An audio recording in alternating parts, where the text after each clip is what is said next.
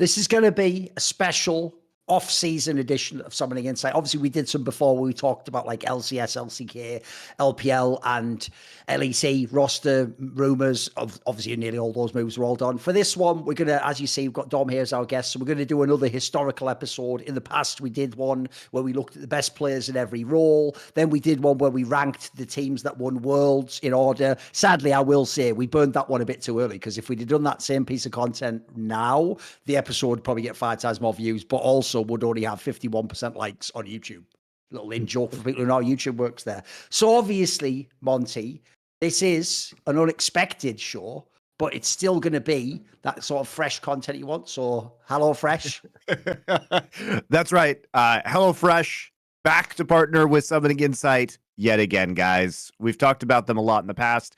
But if you guys haven't been using this service, it is a meal kit service that gives you very fresh ingredients delivered to your door with like ice packs in the box. It's very easy to use, comes with the recipe cards. You can select them every single week. So this is a great time to kind of get on board the health train now, especially with New Year's resolutions coming up. So this is your opportunity to shift the way you eat for 2024. Get more into the groove of preparing meals for yourself. It's all farm fresh ingredients, and it's all pre-proportioned, so there's less wasted food, less hassle. You don't have to worry about kind of making a grocery list. It's a good way to just make sure that you're eating home-cooked meals a couple of more times a week than you would otherwise, in addition to your, normal grocery shopping. Also can expand your palate in fun and interesting ways. So it will also save you money compared to takeout. So a lot of reasons to like HelloFresh. I love the service when I had it back in the States, and I will get it once I'm back in the States yet again. So once I move back there from Korea, I will be resubscribing to this. And not only that, but there's a great promotion for us right now, which is you can go to hellofresh.com/LFN free and use the code LFN free for free breakfast for life. One breakfast item per box while your subscription is active. That's free breakfast for life at hellofresh.com/LFN free with code LFN free. So getting free breakfast items for life, pretty good. You can also get lunch items from them, and you can kind of like put in a bunch of grocery items in addition to your order. So there's a lot of flexibility in the way you used HelloFresh, and getting free breakfast, pretty good. So thank you very much to HelloFresh. We will be seeing you a lot with HelloFresh in 2024 on Summoning Insight. And again, the best way to support us, support our sponsors. So thanks a lot. Let's talk about some teams. Right, we've got to set down some ground rules, first of all. So, first of all, when we say greatest teams of all time, remember, you might think, because I just said we did, the World's winners, that we've done this, but we haven't, because obviously, there's actually a perfect season to do it in. I would argue JDG is going to be on this list, even though they certainly did not win Worlds, and I'd be waiting for them to win Worlds, and never have. So, to me, it doesn't have to be a team that won Worlds, obviously. That's first things first. It's just greatest teams ever. Secondly, I also think it has to be a 5-man lineup. Look, if it's a team that actually did have a 6th player and they did cycle them in, that's one thing. But to me, it's just going to muddy it too much if, for example, SKT gets to take Marion, then he goes out there and we count that all as one. I think you got to make it the 5-man lineups generally, I don't mind on the SKT one, for example, Bengi can swap him for Peanut. That's okay. That's obviously acceptable to some degree. Sorry, not Peanut, Blank, if you remember that, Worlds where he did that. So, I think we could do that. But in general, let's make this 5-man lineups. But like I say, to me, in theory, this doesn't have to just be, let's evaluate who has the best trophy cabinet. We will also include things like eye test, stylistic aspects. We can basically go wherever we want on this one. It's pretty open-ended, so it's just an excuse to talk about brilliant teams, isn't it? And it's also I think there's a conversation to be had around teams that peaked really high versus teams that had more sustained longevity. I've got a question for you, right? You're normally really good with all aesthetic things. Was it just me, or does that red background behind Monty make it look like he's in a black and white film, but like Schindler's List that just has one color behind it? Ooh, that's that. Why does he look so black and white right now? Look, he looks like he's in Sin City or something. What is that? Something about the color balance, isn't it? What's going on there? I don't know. I think it makes my face look more red, if anything. But I don't know. Good lighting, perhaps. Using the green screen with a color background. Yeah, I have a question. When we're doing these 5-man lineups, is it confined to 1 year, or is it like or Well, you could can it be do a 5-man if they stay lineup that together. Yeah, if they stay together, keep it going as long as the lineup Yeah. lasts. I think personally. Yeah, Okay. I think that's a fair criteria because that would mean the current World Championship SKT lineup would go back for the last 2 years and potentially Yeah. forward for this next year as long as they don't make any roster changes as well. Also, probably it does mean that I think where this is probably most applicable is also with Damwon, Damwon's lineup from year to year because they're certainly going to be on this list as well. So those are probably the ones that have the most relevance without seeing at least one major roster change off the top of my head. Right. Here's the other question, though. Obviously, the trickier thing about this compared to the other ones is how do we actually, are we just going to like introduce teams, discuss some of that at the end, figure out what the list is or who goes where on it? How do you want to do it in that sense? I think that's probably good. Like the way that I broke this up in my notes when I was thinking about this show is to kind of look at, so there's a couple different criteria that we could talk about.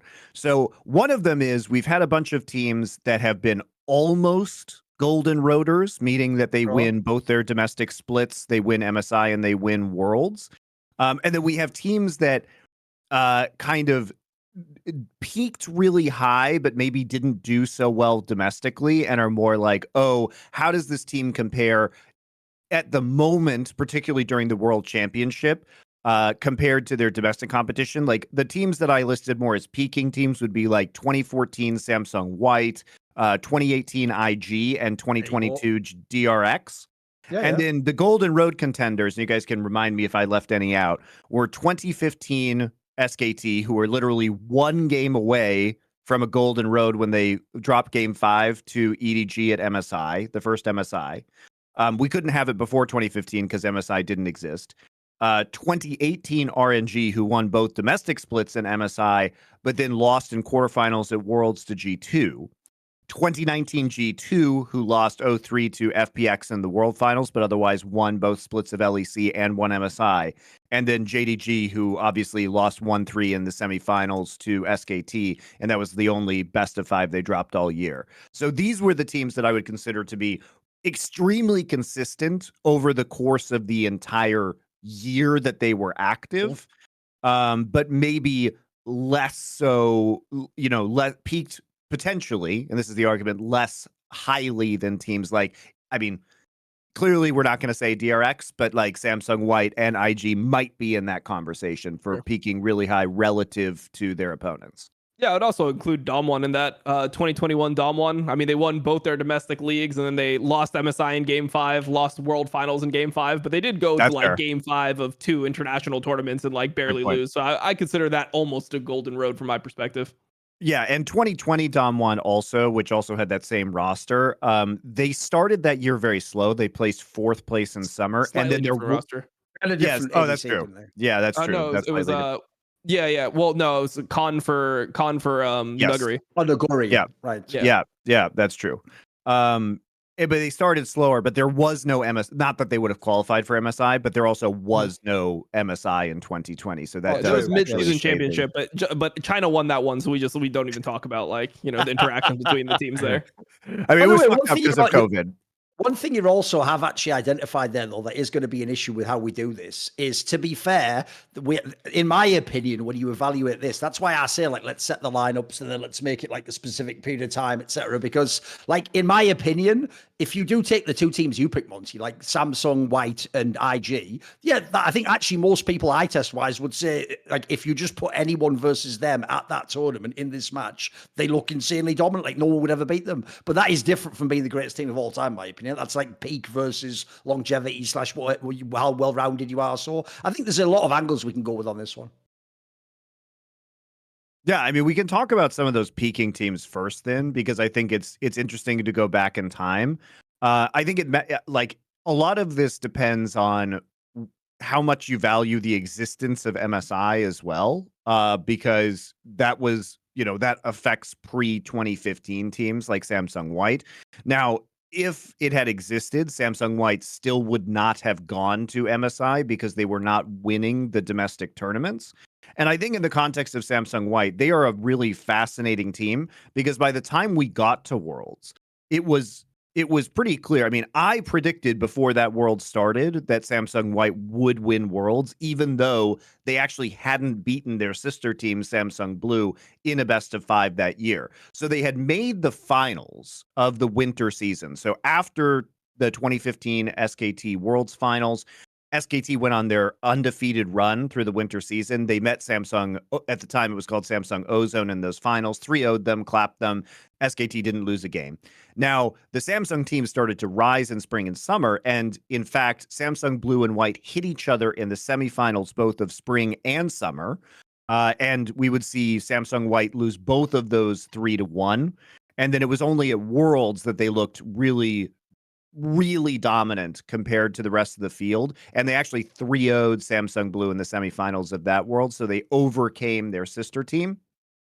The thing that's so interesting to me about Samsung White is just the quality of competition that existed in 2014. Like, this was the highest concentration of talent that has probably existed in any domestic region in League of Legends history. Like, every team was so stacked at that time. This was when Rookie was still in Korea. Like, Rookie ended up winning the summer finals. And not It was making before, Worlds because and they not had making probably Worlds. one of the worst systems of all time where you could somehow win summer and not make Worlds. Like, This is the KT condition, Dom. This is the KT condition. You know, it had to happen to KT.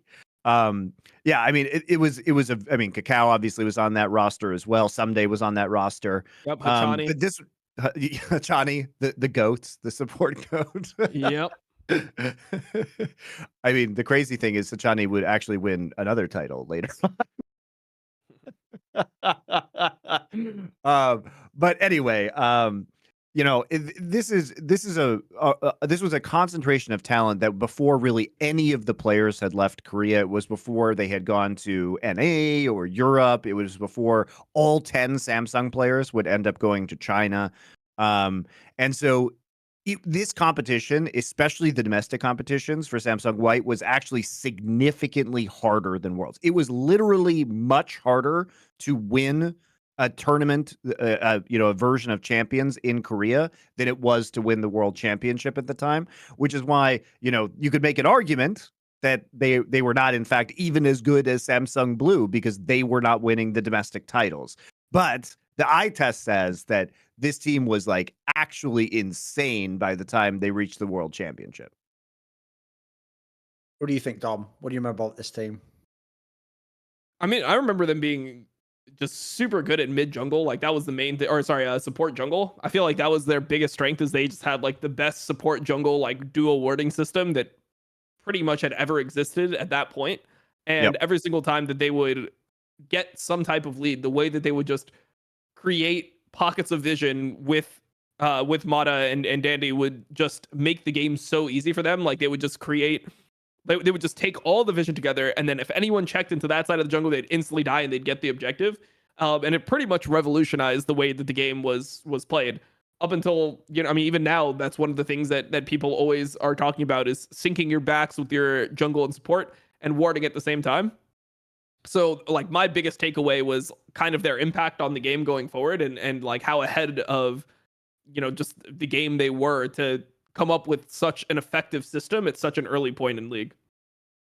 Yeah, on that point, actually, I can even remember back in this next year, 2015, people like NukeDoc, like the top EU pros, telling me, like, essentially every single team has copied this jungle support style. Like, it's essentially just like the epiphany on how the game can be played. And every single team in the world just sort of like was like, okay, time to update the playbook. And that essentially became like the meta of how you played the game, I'd say, for a few years, until they fundamentally overhauled the way League worked. So that in itself was massive. Then also you've got to add in, the other thing on this team was, I actually think your angle's quite good there, Monty. In theory, over the year, because they didn't win either as splits, it's debatable if they were even actually the best team of 2014. You could say Samsung Blue was, if you look how excellent they were. Even them, I mean, the joke of Worlds that we've mentioned many times is, for all we know, Samsung Blue was the second best team there, but the bracket meant that they had to, even though they both won their group, they had to go and play against them in the semi-finals. If they'd have played in the finals, maybe they would be second, and then they'd have had a first, a second that year. But this is obviously one of the ultimate eye test teams. Like, if you just look at the actual like way they played the game, like everyone knows why one of the reasons I always roast the fuck out of anyone who was in that TSM is they have the gall to this day to say out loud and expect respect for the following statement: we took a game off. If you've ever watched that game, it's like, bro, they were like like whatever the fucking coach of Samsung was doing, he was in like the fucking Stargate at the end of 2001 on his drafting philosophy. Like he was just seeing the limits of infinity because they'd smashed them so hard in the previous two games. Like they were genuinely trying to draft like a super scaling comp, but then go all in at level 1. Like that's how, like, essentially, if counting that is like if the Washington Generals were like, we almost beat the Globetrotters last time. It's like, that's the fucking game, you idiot. It's rigged. Like, so I can't even believe people bring that one game up, because aside from that game, which even then, by the way, it wasn't just like some awesome game. Aside from that game, they've gorilla monkey stomped this whole fucking tournament. It was like, you remember in the final, like people remember Star Welcome won games. It's like no one ever felt when they were winning those games like they might win the whole final. It was almost like, they've got a game up. They got two. What do you know? Like no one ever really believed this team was going to come on, man. It was also just in the Samsung White DNA. So this iteration of that roster, like you would take the results of them losing games a lot less seriously if you had literally watched their entire year, because they would actively troll when they were playing bad teams in Champions. Like if you were watching group stage matches with Samsung White in spring and summer, they were like a cat playing with its food a lot of the time. They would just draft comps that made no sense when they were very confident. And they would do things like you say in the TSM game, where if they were up 2-0, they would just like send it. Is part of their kind of more like carefree identity. And the difference is that when they played Samsung Blue in the next round, they immediately tightened up everything because they had lost to them twice before. And they were like, no rooms for errors. We will just shit stomp these guys. And a lot of the problems, like one of the weirder things, so I'm also kind of willing to discount in a way the matchup between Blue and White, because they were sister teams and they knew each other so intimately. And you got a lot of weird results in Korea when the sister teams would play each other across all of them, just because a lot of times they were primary scrim partners.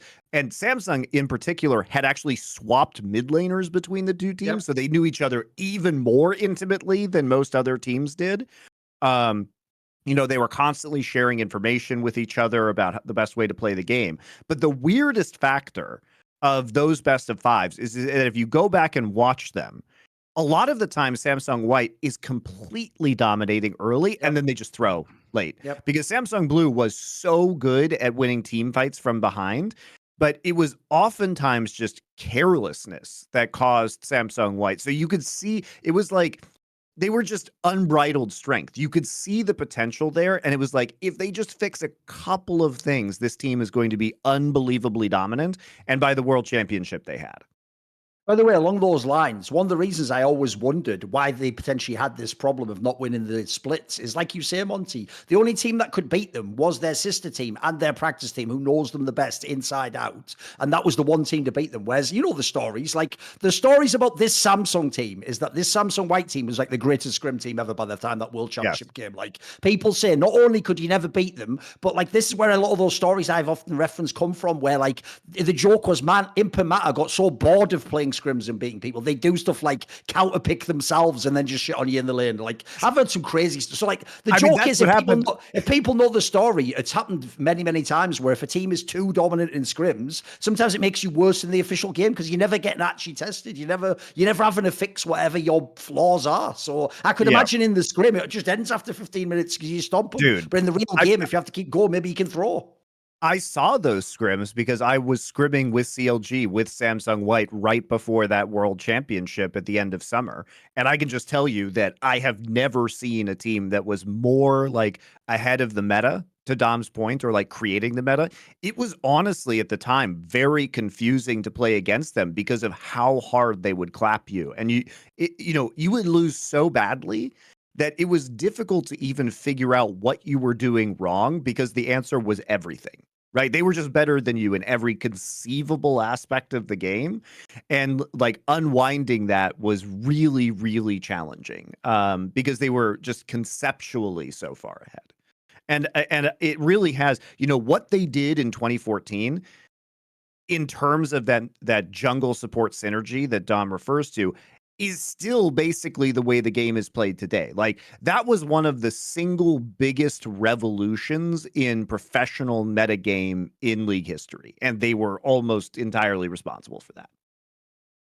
And if anyone goes and watches the GOAT episode, the support and jungle, Mata and Dandy, were people who we had in the conversation for greatest ever at their role. So they also have like the actual players. It's not just like it was. Because there's another thing about this is the problem with accomplishments, by the way, is you'll actually have some teams. It's funny enough, I think some of the SKT ones are going to apply to this. Some of the teams have amazing resumes, but the eye test wasn't as crazy. This one really is, like I say, the eye test for this one tournament is bonkers. Like, as long as it has to be under those rules without anything known about League of Legends after that date, I don't know if any team could beat them at that tournament. I don't care what. You could put together any squad from that year, the years before. I don't think anyone could have. They really did look like at that point, they'd almost like solved League at that point in history. So to me, the key thing is, I don't think this is going to be close to my number one because they don't have the rest of the resume and the other tournament stuff. But I do think like they're definitely on the list. Like, as soon as I think of greatest teams of all time, there's one of the ones that immediately comes to my mind. What about you, Dom? Where do they fit in the sort of hierarchy for you?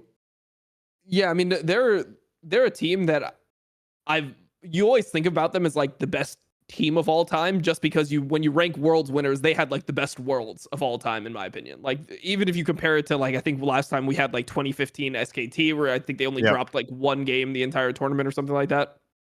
Yeah. The way that Samsung White won, it just looked like they could never lose. Like, it just felt like in every version, like no matter what happened at this World Championship, they were going to be the eventual winners. So I always have them like super fresh in my mind when I have these types of conversations. I just think that, like, with what we're doing now, we're judging 5-man lineups, and obviously like this lineup was only together for 1 year, and then it all split up and like everyone went to China, essentially, or like most of the players ended up going to China. And the amount of championships they had, I mean, they only had one tournament where they actually were that team. So yeah, and then also I think that the way they played the game was really good, but if you go like player for player, I always thought that like Looper was like pretty fucking sketch. Like, this guy, like, I mean, I remember him essentially being like a singed one trick in my mind. That's how I viewed him. It's like, oh, he could play singed into like tanks and stuff like that. But I never thought that this guy was actually like a top tier player. Whereas when you look at some other lineups, you can be like, damn, each one of these guys is in competition for best player in the world in their role. So this is gonna sound strange, but I actually have been on my stream like watching some of the 2013 World Championship again, which featured this roster except with Dade instead of Pawn in the mid lane.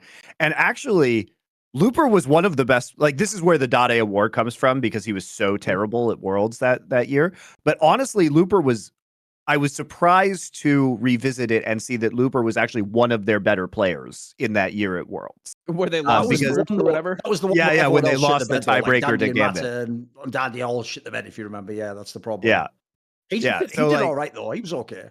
He was okay, but I agree with you. Like, he was definitely, in retrospect, the weakest part of this lineup, but he did have more positive moments than I remembered upon rewatching some of their games. The way I kind of view it, money, but I will just throw this out there. The joke on Summoning Insight was he is Mata's third summoner spell as he presses a button and Looper teleports into the bot lane. That was the joke at the time, to be fair, I would say also, like, I mean, the way that I kind of view Looper is like if Thorin won Worlds this year. Like, that's like how I'd view him, where I'd be like, like he did have good moments. Like, he was kind of like clutch in certain aspects, but like, you just don't believe he's a good player. Like no matter what, like even if Thorin won Worlds and won like two, like it was almost a golden road, whatever, you still would not just be like, oh yeah, Thorin's the best top laner in the world. You would just never say that.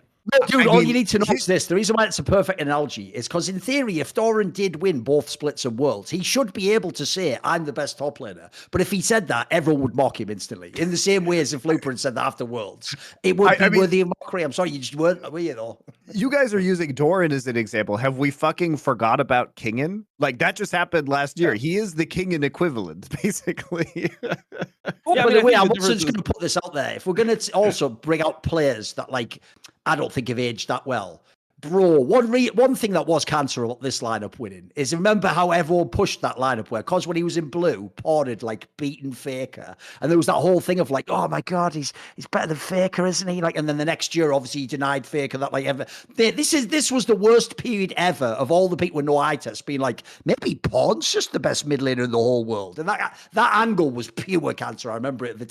Again, it's one of those ones that's been put on the shelf, like the whole thing of Bang being the best ADC. No one will ever tell you that opinion. Not except the Chinese, apparently, on Twitter. But nowadays, you can't find someone who thinks they're the greatest players. But at the time, one of like the producers like married to Bang? Because I saw a tweet thread about like how Bang deserves more respect, and then I just like looked it up, and it was like, oh, this person is literally just married to Bang. like it's brilliant. I love it.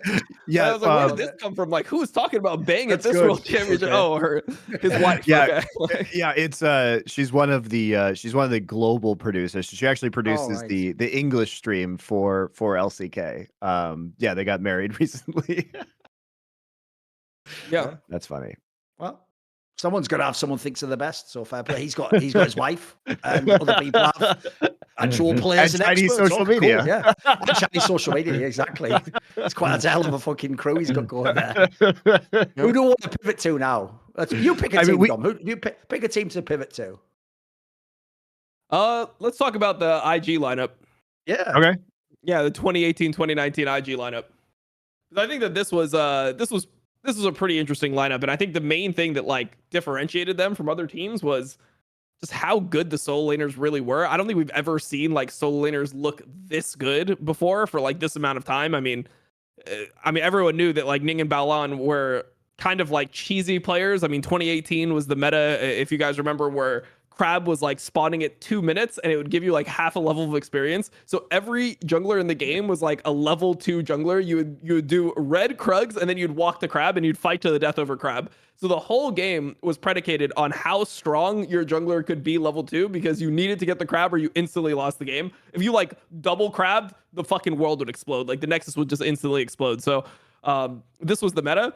And like up until I guess Zika's performance, I think the Shy was like the clear best performer ever in a world championship. Like when it comes to individual performance, besides for maybe like Faker in 2013, I would say, just because of how dominant the Shy was. And it wasn't just that he was dominant on like a certain amount of picks. It felt like this guy could literally play everything. Like you saw his Akali, it's like, oh my god, it's the best Akali in the world. You saw his Kayle, oh, it's the best Kayle in the world. His Aatrox is the best Aatrox in the world. Oh, Fiora, he's picking when the coach is telling him not to. He's the best Fiora in the world. Like every champion that was in the game that was relevant top lane at that point, it just felt like he was just better at that champion than everyone else. And yeah, I mean, this team was super dominant. They ended up obviously winning spring and then going to MSI. They had that terrible fluke loss to like TL that was held against them. And then in 2019, like if we're taking away the 2018 Worlds win and stuff, we're just talking about the history of the team.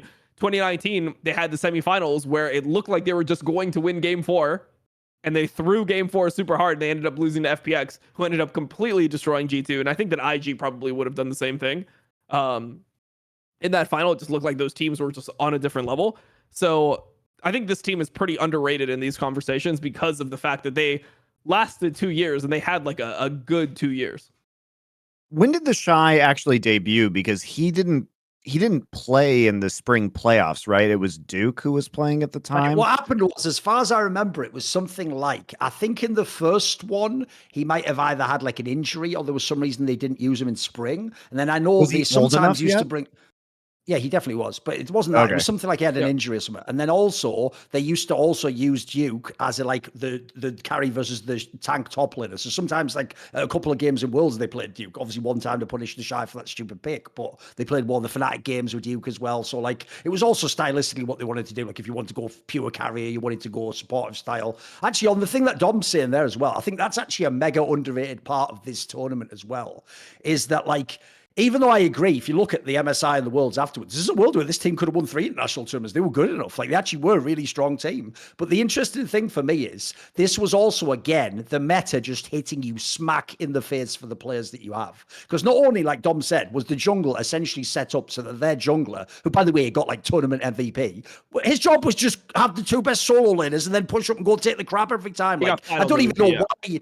Yeah, I don't even know why he was being considered some like genius fucking giga. But to me, it was just raw strength of the soul and has set that whole thing up. And in fact, this is why the meta was crazy. Because remember, that was the season where top lane didn't just become opened up as a carry role. It had insane flex to mid. So think of these champions that if you're an LPL team, you can flex these top. You can go Irelia, Aatrox, Jace, Ryze, Akali. These are the strongest champions in the game, and top and mid can both carry from them. And the Shy and Rookie are both mega hard carry players, so they would flex it. Like, that's why there's that joke on my episodes I did with Perks and Wonder, where when I asked them about getting wrecked as G2 by IG, they just sort of take turns to say, like, no, it was whoever had the Jace. So if like the Shy had it, Wonder got wrecked, and then Wonder's like, yeah, but what about when Rookie had the Jace? You got wrecked a bit. It's like when these guys just had those champions. Think about this. You have 2 of the hardest carry players ever with flex potential. And on top of that, by the way, this is when Jackie Love used to play like no one sent him the memo that it was a solo lane team. He would just play fucking pushed up all game.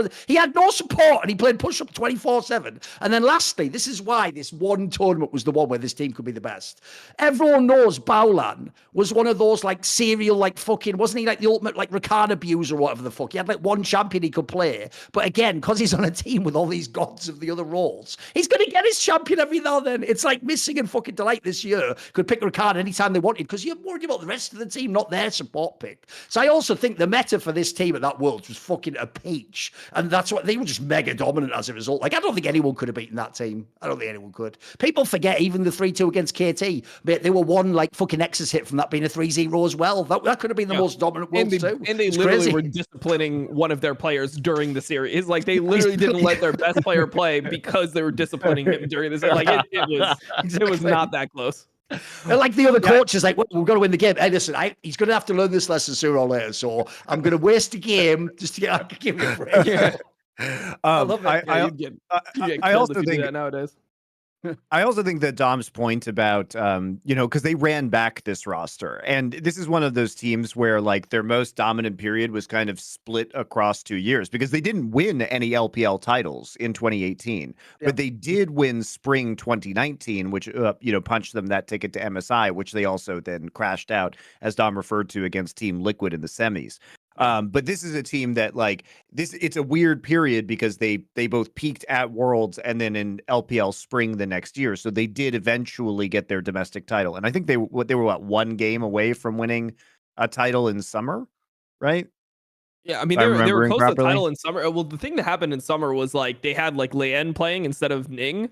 So like it was like Ning was just kind of running it. So they didn't even like know if they were going to run that lineup. And then the team just, even though Lan looked like an individual better player, they just decided that Ning was like somebody who everyone felt more comfortable playing with. So they brought him back at Worlds, and then they started looking really good at Worlds, and they were in contention for winning the entire tournament.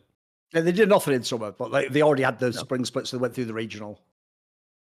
Yeah, and then, but by the next summer, that's when they had basically completely crashed out. I mean, they lost in 2018. They almost won summer, right? No, okay. In 2018, they lost. They were down, one game to RNG. Because at the moment it's getting too confusing. Let's say the name of the number of the split or whatever. Yes, you mean 2018? They almost won, and then 2019 they won spring, but they didn't do anything summer. Yes. Yeah. They crashed out big time in summer of 2019. So although compared to Samsung White, while this wasn't a team where I think was as meta innovative, like they didn't have the same effect on the kind of overall way the game was played, they did have a longer peak time because they stayed together after Worlds we'll never know from Samsung White because they didn't stick around, right? The joke is, no one actually thinks about this ever, but the Samsung White one's the ultimate blue balls of all time. You don't ever even get to see what they would do in the next tournament. Like, for all we know, there'd be shit, it'd be no problem, but you'll always be haunted by the what if now, won't you? Bloody China.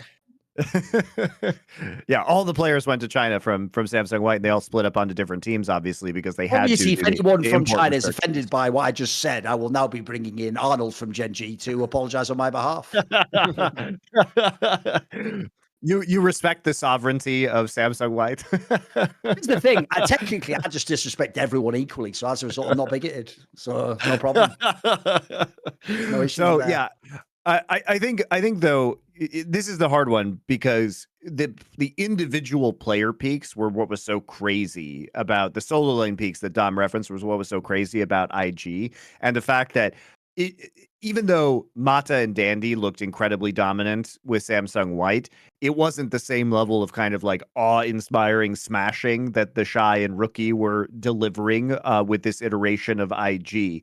And this team also felt like they were just not going to lose. It was just for different reasons. It was less of a suffocating, vision control map presence than it was just you cannot win mid and top. Like that's impossible. I also just low-key forget every time that Duke is technically a 2-time world champion. Yeah. No, which is like one of the weirder credit.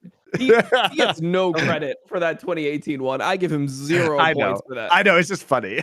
It's just funny because you forget because he's like, I mean, he's good, but he's one of the more forgettable players, and I think a lot of people wouldn't even realize that. How many top laners are winning on that? World. I mean, how many top laners are going to win on 2016 SKT? I mean, you think about like the meta, like he's playing like Trundle top and like fucking Poppy and Echo top with tank items. Like this was the full tank top lane meta. Like I never thought this guy was like the best top laner in the world or something. He was good enough. He was good enough. That's what we do. I think since at the moment we've done the trend of like the teams with the big peak and we've been doing some more historical ones, I'll say fuck it. Let's open the can of worms, right? Spoiler, I'll just put my cards on the table. I have a video. Thumbnail's already good to go, boys. You can see whatever the fuck you want now. It's going to happen. I'm going to make a video already that's going to say, spoiler, I actually think JDG is the best team ever. Now, I'm also including things like eye test, what they did the rest of the year. But this year's JDG lineup, the lineup with 369 and Kanavi, Knight, and then obviously Ruler and Missing in the bot lane. This lineup that didn't win Worlds, I actually do think is the best team ever. So let's just put them in the mix now. Let's see what you guys think. Where we're going to start on this one. Okay, before we do that, I just have one more team because we have to talk about the last team that peaked, which is obviously 2022 DRX. This team is not in this conversation. I'm just going to put this out there. They had on the list. I don't know what they deserve to be on the list. Well, because they're a team that technically had a very high peak based on their domestic performance. Yeah, but even then, they won Worlds by like the smallest possible margin, pretty much. Yeah, they did. This is why I just. You guys, we just have to debunk it because otherwise the comments are coming in. What about 2022 DRX's peak? They came in as the 4th seed. Guys, they were shit for most of this year. They were one game away from not even making it to Worlds compared to KT in the qualifier. Because I told Monty on Summoning Insight, but Dom, this isn't a gift. I've given it to Monty already, but you can get the same gift and the surprise will be just as delightful. So when all these T1 fans descended, you know one of the most annoying things is they talk like they've looked at all our content, but when you see actually what they say, they've clearly never even seen any of the content. So some guys' actual take for real, when they were at the end of the list of like cognitive dissonance corpus to why like Faker might be the greatest player ever for this year's win, right? Someone just goes like, you're so critical of this T1 win. Where were you criticizing DRX last year winning? And I'm just like, what? Bro, of all the things to be level against me, what the idea? Mate, I'm pretty sure like 1 second after they won, I immediately discredited like half the team and was like, King literally isn't even good. And he's a world champ. Like that, the actual idea they can even put that claim to me is like, that would be like someone going, why have you never criticized that TSM team from America? Like, what? The other hilarious thing that T1 fans have to cope with, and this is, I'm sure we'll get into this with this iteration of SKT, but probably the biggest knock against this version of SKT being the best team of all time is that they lost to that DRX team. Like we would not like there is a legitimate conversation to be. If that team is back-to-back world champions with that same roster, they are probably the greatest team of all time. But the fact that they fucking lost to that version of DRX is so embarrassing that it kind of eliminates them from the conversation. Right. The problem is, in my character of Thorin, I've put too much of myself into it. So I also did put that thing in where I'll never actually lie. Like I'll say a joke if I think it's funny, but I always make it obvious I'm joking. I'll never actually lie. I need to create a Stephen Colbert-esque character that is intentionally not me. So I can just do this, Monty. Because you know what I've realized is the only way we can beat these fucking annoying nephews is you have to fight fire with fire. So what we have to do is this, Monty. We can't beat them by explaining that, winning the tournament doesn't make you the best. No. What we have to do is fight fire with fire. So here's what I need to do. I need to have a segment where I explain that how can Faker be the GOAT? He didn't have the stones when it came to the big game to get it over against Zika, who's obviously the modern, I have to fight fire with fire. I have to become evil. I have to turn against everything I ever cared about. And because that's the only scenario they'll accept, as far as I can tell. Like, they did lose. What do you want? And that's the cognitive dissonance. Like, if you're an SKT fan, either you have to pretend that version of DRX was super good, or you just have to accept that was a giga choke, right? Yeah, I mean, I think that's the one thing that like eliminates T1 just in general from these conversations is that they just choked so many times. Like, you're the best team of all time, and you are also like the most notorious choking team of all time. Like that just doesn't compute for me. I think that like. Correct. They played together for a long time, so they have a lot of longevity. But considering like how good they were supposed to be, they failed so many times over and over. Yes. Yeah, we'll get to that. So let's talk about this year's JDG though, because that informs the conversation. And I think JDG is definitely, like, for me, maybe it's recency bias, guys, but like I am also inclined to consider this roster as the best of all time, which is also why we're doing this show now, guys, because this new entrant has made such a strong case for themselves. And I think, not only are we talking about a team that is basically a functional super team. How many super teams have we seen fail over the years in League of Legends? This one worked, and it worked almost immediately, right? And it had such a good balance of players. So, as Dom has pointed out many times, their one crime was losing one best of 5 all year in the World semifinals. Not even like they got murked either, by the way. Pretty up in the air series with a lot of play. This was like the weirdest amount of just like immediate rewriting of history I've ever seen. Is that like as soon as the series ended, they're like T1 shit on them like 4 games in a row, and it's like, dude. Game 1 was the only game that T1 won convincingly. Game 3 was JDG pushing up mid with Baron, and then Faker makes an amazing play, and then the game ends off that. And Game 4, they were massively far ahead, and then Kanavi just threw like 3 times in a row. Like Kanavi had like one of the worst like series of plays of all time. And for some reason, as soon as the series ended, the narrative was immediately that it's like, damn, they got like shit on. Just because it was a 3-1 doesn't mean that they got shit on. BLG by the way, 3-1 was like a much harder fucking stomping in MSI than this 3-1 was from T1 to JDG. Yeah, and also like they happened to lose their one best of 5 in the only tournament of the year that didn't have double elimination. Like, that's just fucking unlucky. In a lot of ways. Oh, by the way, we should also throw that in. The reason also that their case is made a lot better than any other team that didn't win Worlds is because this year MSI was a dope format with 2 teams from each of the regions. Like, I agree. Look, I don't go as far as dope. I don't think like MSI is worthless, but I do think like MSI on all past years has conditional like functionality. Like, for example, it does count a lot more in the years when there's only one Korean and Chinese team. If the Chinese team wins, that's a big deal because Korea is considered the better region oftentimes. Like, but I do think in past years, sometimes MSI, like, it's not equal to Worlds. This year, you could argue MSI is a better tournament, right? It isn't as prestigious, but I thought it was a better competition. Yes. I mean, for sure. Because of its format right now. Yeah. So until they change the garbage Worlds format,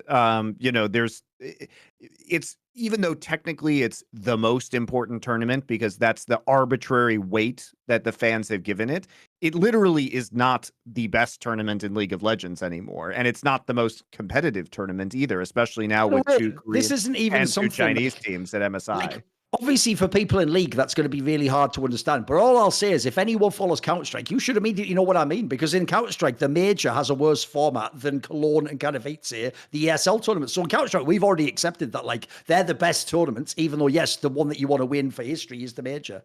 So I think it's plausible that can exist. Yeah. Right. And because it was the new, you just have to consider like your experience watching it. If you were watching MSI and you had all those best of 5s over and over again, you have the double limb, like how much more hype was that than watching Worlds when it's like, sure, all right, we just have like this match and I guess we wait a fucking week until the next one and then you wait another week until like the fight. It's like by the time that the final comes around, it's like I literally went and I went on a full vacation in between semis and finals. Like I felt like I was in a different a different year of my life when I came back. Like I had so many memories from like those 6 days that it was just like I didn't even feel like I was still watching a tournament. Whereas MSI was like 3 weeks. They got the whole tournament done. So many best of five. They have more best of fives, obviously. In MSI, there was no best of ones the entire time. It was just a way better tournament to watch. Yeah, and I think that does put up the weight of JDG's win. But I think the most important part probably for us is just frankly the eye test on this team. Oh, for sure. Because what is so unique about this particular roster is that if you've been watching League Esports from the beginning, why you say this team is so good is because they were just so good at the fundamentals of League of Legends, like the actual aspect of team fighting. The way they played the game was not necessarily about having like a one-dimensional play style or smashing you in lane, which they could absolutely do, by the way. It wasn't like they weren't good in lane, but it was that this was the most basic classic way to play League of Legends, front to back team fighting. But just the way that they did it and their excellence at objective control, the way they set up vision, the way they set up team fights, the fact that they could, I don't know if I've ever seen a team be as coordinated despite language issues, especially when it came to like hitting you perfectly timed from sometimes 4 different directions at the same time, like perfectly coming together from all major points in a team fight for flanks. Like this team was just so exceptional at all of the skills that we critique teams about. And because they played kind of front to back team fighting, they were always in every game. They were not reliant on a split push, which can go very badly, right? Like they could get themselves back into games from very deep deficits purely on the basis of their team fighting fundamentals.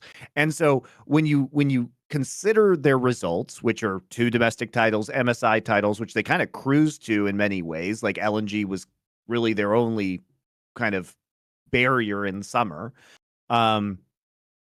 It's hard to argue, I think, that this isn't overall the best team at all times because they have all of the qualities which analysts of this game prize. Yeah, and I think also they had like such a solid like when we talked about the team balance of it. If you were to like go to most coaches and you said, what do you want out of a player?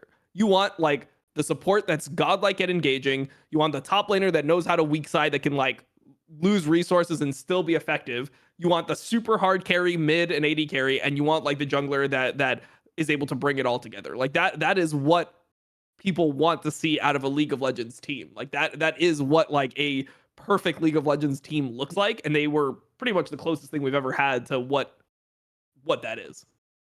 Yeah, on Monty's point about the way they won the game as well, this is also why, as well as the eye test, I think actually stylistically they might be the best team ever. Because think about the 2 ways they would win the game. They would either be behind and they could still win most team fights from behind. So you can see how excellent they were at team fight. By the way, classic trait of like G2 was like that, Moscow 5 was like, if you're amazing at team fighting, obviously you can get more out of it when you're behind. But then remember, if they ever had a league, remember that stat that was at Worlds, I think it was before the semis, where the stat was something like anytime they take the Baron, they end the game 2 minutes and 30 seconds later or something like that. Yeah, sort of 3 minutes was the cap or whatever it was. It was like essentially like when people talk about like the Baron and the Dragons, like mechanics to end the game, they mean in like a broad stroke sense of like a solo queue game. They treated a fucking pro game like it was a solo queue game. If they took the Baron, the game's over. If you're slightly ahead, they win the team fight, the game's over. Like this team, this is why the fact that they lost the 1 series ever, if anything, it is the exception that proves the rule. Like if that was their worst day ever, well then holy fuck, this team was good.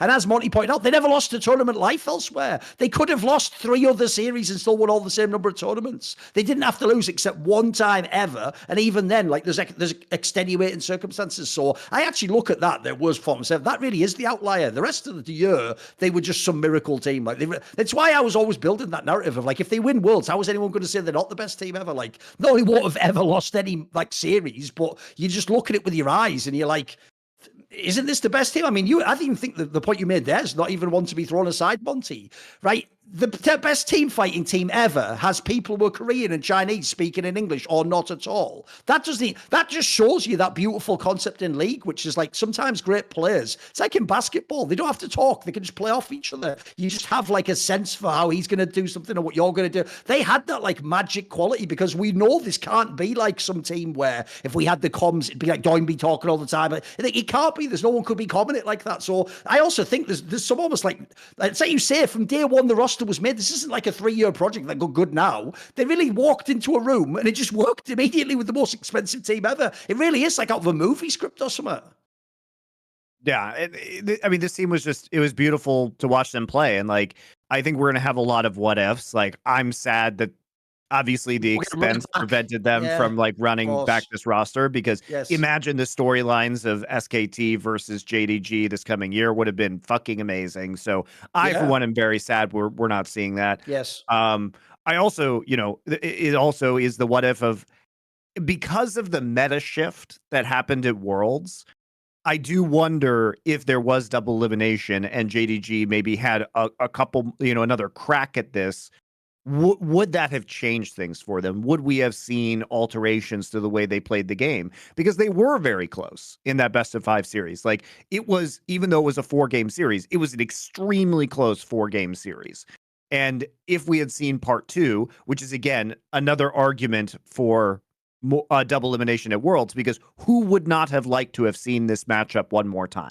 Right. Yeah. This was a fucking great series. It was the World Finals, I'm with you, Monty. After the 2 series we saw, I want to see obviously the trilogy. I want to see T1 versus JDG a third time. But there's also a world if you have a lower bracket where maybe Gen G just takes care of T1 for them. Maybe it's Gen G against JDG in the final. They never play a third time. Like that's the other reason I have the what if, because I want to know what happened with the other team on the other side of the bracket that never got to play the T1. Yeah. Right. Yeah, I think the other thing is like, if for the T1 fans that are going to be super mad at this take, if the series was a massive stomp, then the Faker play is like nowhere close to the best play of all time, right? Yes. Like then it just doesn't fucking matter because they were just stomping them the whole time. It's like, oh, he made like a nice play, but like the context of the game is that they're just winning, or they're going to win no matter what. Yes. Their win was inevitable. So. No, and also you make a good case there, because essentially if you're a T1/Faker fan, you should want this to be like maybe the greatest team ever, because then actually Faker did like almost the tournament winning play against this fucking team. Like you should want to build them up, guys. It's actually better for you. Yeah, especially because, spoiler guys, at the end of next year, this opinion that we have might change to this roster from SKT is the best team of all time. Could well be. Because they have to overcome their sins. As we can pivot this into the 2022 to 2023 SKT team. Let's do it. Because we talked about the choking earlier, but the main problem with this roster of SKT, this is not an eye test problem. This team has passed the eye test like a motherfucker on multiple occasions, particularly in spring of 2023 when they were doing all of their kind of like global meta shifting wackiness, right? That really only they could pull off in the end. But this version of SKT, they haven't come up when it mattered. Yeah, they won the first split with this roster, but you would have expected that to start kicking off a variety of wins because, hey, this is a new roster and now they have more synergy. No, that's not what happened. They consistently lost to Gen G domestically, even at times where they were heavily favored, such as in spring of 2023. Their Worlds run was again kind of stained, even though it was a best of 1, by another loss to Gen G, right? They did beat Gen G at MSI, which was a positive, I think, movement for them. But they never really overcame their rival domestically. And so the fact that we're talking about a 25% success rate, even though they were in all the finals, it was the chokes. It was the fact that their star players weren't showing up. It was the fact that Zeus allowed Kingen to be MVP of the 2022 World Finals. And Zeus wasn't a player who, until this Worlds, really kind of got over that. And Zeus is a very young player, so I think this is part of his development. And again, next year, if they do well next year with this core roster again, they may be in conversation. And part of that is because they are one of the longest running teams. All the other teams that we're talking about didn't even make it to 2 years, like basically with this roster, except for what, IG? And G2. Yeah. And G2. Yeah. And even they had the player swap technically on the rolls, if you remember. So, yeah. Yep. Right. No, like, people don't know it's very rare anyone lasts longer than a year with a team. So you actually are right. Not only are they on the list anyway with the 2 years, but if they did something insane next year, maybe they can be number one. Like you can like if they were MSI and fucking LCK and like they could do a golden road themselves. I mean, I don't think they will, but you could. It's not implausible. Yep. So like for me, this team is still in progress, but it's just the fact that they have just fallen short so many times when they just needed to pull out the win. And it's also just the number of times they've been favorites. They were massive favorites, heading into the World Finals in 2022. It was a crazy upset Favorites that DRX versus RNG. won.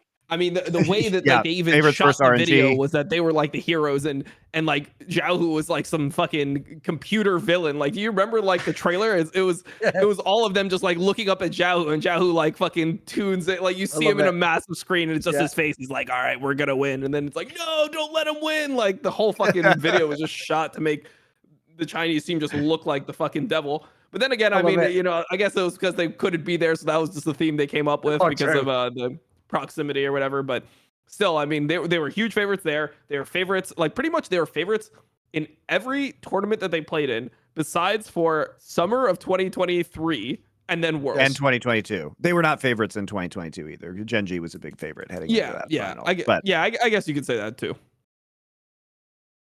But yeah, they were favorites of the majority of finals they were in, and yet they only won the one Worlds title, and then I mean, to tie together the points you guys are making, a big problem they have is that there are other teams on this list who either lost to another like truly legendary team, or you had like a year where 2 or 3 teams are super competitive. The real problem T1 has is if we went final by final of the ones they lost. The joke is, most people think they beat themselves. Like, nobody thinks, the other team was just so into. Even like the RNG one, they were on the fucking internet in China with that weirdo team. Then this time with DRX, it's like DRX wasn't even supposed to be there 1 million times over. And then the idea they win, like the whole thing's like everyone thinks that. So that's to me why, spoiler at the end, I'm not going to have this T1 team my number one now, because the joke is they actually could have, by the way, the actual runway they had, and they put themselves in position to be the best team ever on this list, but they themselves disqualified themselves by fucking up all the big finals. And it's even worse to me because I actually think if you look at some of those finals, mate, when we're talking about other teams on this list who lost finals, bro, they're not losing to the quality of player these guys are. Like, spoiler, how many people here could even name every player on that RNG lineup that beat them in 2022? I don't think a lot of people would get all 5. How many people, you probably remember fucking DRX, so I'll ask a different one, the DRX one. How many DRX players at the end of their career will actually be like a Hall of Famer? It's just deft, isn't it? Isn't it just deft? Like, that's it. Like, people will say Barrel just because he's won championships, and that's apparently the criteria. But you know what I mean? Like, it's not like they're losing to like the greatest players and the craziest form ever. Like, their finals losses are quite underwhelming. Like, it's actually a bummer for me because I want the narrative to be better, Yeah, I mean, also you just have to think about the losses to Thorin. Like the fact that Thorin was like Zeus's counter. I mean, everyone disrespects Thorin. Yeah. The people, even Koreans, disrespect Thorin. No one thinks Thorin's good. Like, but he's somehow just the counter to Zeus every single time they play against each other. He's just fucking the god of Gragas or whatever. I don't know. It makes no sense. So yeah, that's where another player who can't catch a break, because the second Gen.G got eliminated, every pleb was like, he's never been good, he's pure trash. And I'm like, it was pretty good in those finals. Like, what the fuck? Like, he held it down, mate. He was doing his job. Like, what? I mean, I was seeing like some of the replies to like your guys' tweets. I don't know how anyone can say that Faker had a better year than Chovy. Like, Chovy was literally like a better player the entire year, except for Worlds, and somehow like Faker is just better than Chovy. What are you talking about? Faker won the LCK awards for best mid for the year. Yeah, one of my number one pet peeves in League is where people who, cause of playing solo queue, make these broad statements. So the classic one that triggers the fuck out of me in Pro League is when fans go, come on, everyone can lane. It's like, what does the word lane even mean if I'm just taking any random mid laner from LCK and then I'm taking Chovy, who, by the way, if you took the nameplate off, has entire pro games that look like he is scripting and just hitting every fucking CS against the best players and junglers in the whole world. world. Like the idea that that's just like it isn't. Like what I find crazy about the Chovy one is this. Look, we can get into some mega discussions about what's happened at Worlds and what's happened in some of the big matches, and did he always come up? But like the joke is, those are the only knocks on the guy. Aside from that, every other game's like fucking 10 out of 10. It's insane. How are people ever shit on this guy? Yeah, I mean, also the way that he beat Faker, like he beat him comprehensively in each one of the finals, where it was like he was roaming, he was playing team fights better, he was ahead in like CS, like he was literally just beating Faker at every single facet of the game. It literally looked like Faker was just nowhere in the same realm as this guy when it comes to just mid lane ability. I just also get tilted when Faker wins these awards, despite the fact that he didn't even play for like a quarter of his domestic games. Like imagine a player in another sport winning MVP despite the fact that they were injured for a quarter of the year. Like, has that ever happened? Has that ever happened in any sport? So. Like, no, you have to fucking play the games in order to win a year-long MVP award. So I don't know. I'm getting tilted for reasons that are not part of this. And like people, I also just say, by the way, it's so funny to hear all of the nephews tell me that I hate Faker. Like me? I'm the one who hates Faker. You know what I mean? I just want Faker's legacy to be in the proper context. Like, we all agree, everybody here agrees that he's the greatest player of all time. That's not even up for contention. We just need to understand the right reasons he's the greatest player of all time, not your weird ass fantasies about why he is. The other thing is, like, if we do now hate Faker, it's your fault that we are hating Faker. Like, you have made us hate Faker by giving us all this bullshit and making us have to contextualize it over and over again. Now I just want to see Faker fail just so I don't have to fucking keep on making these videos.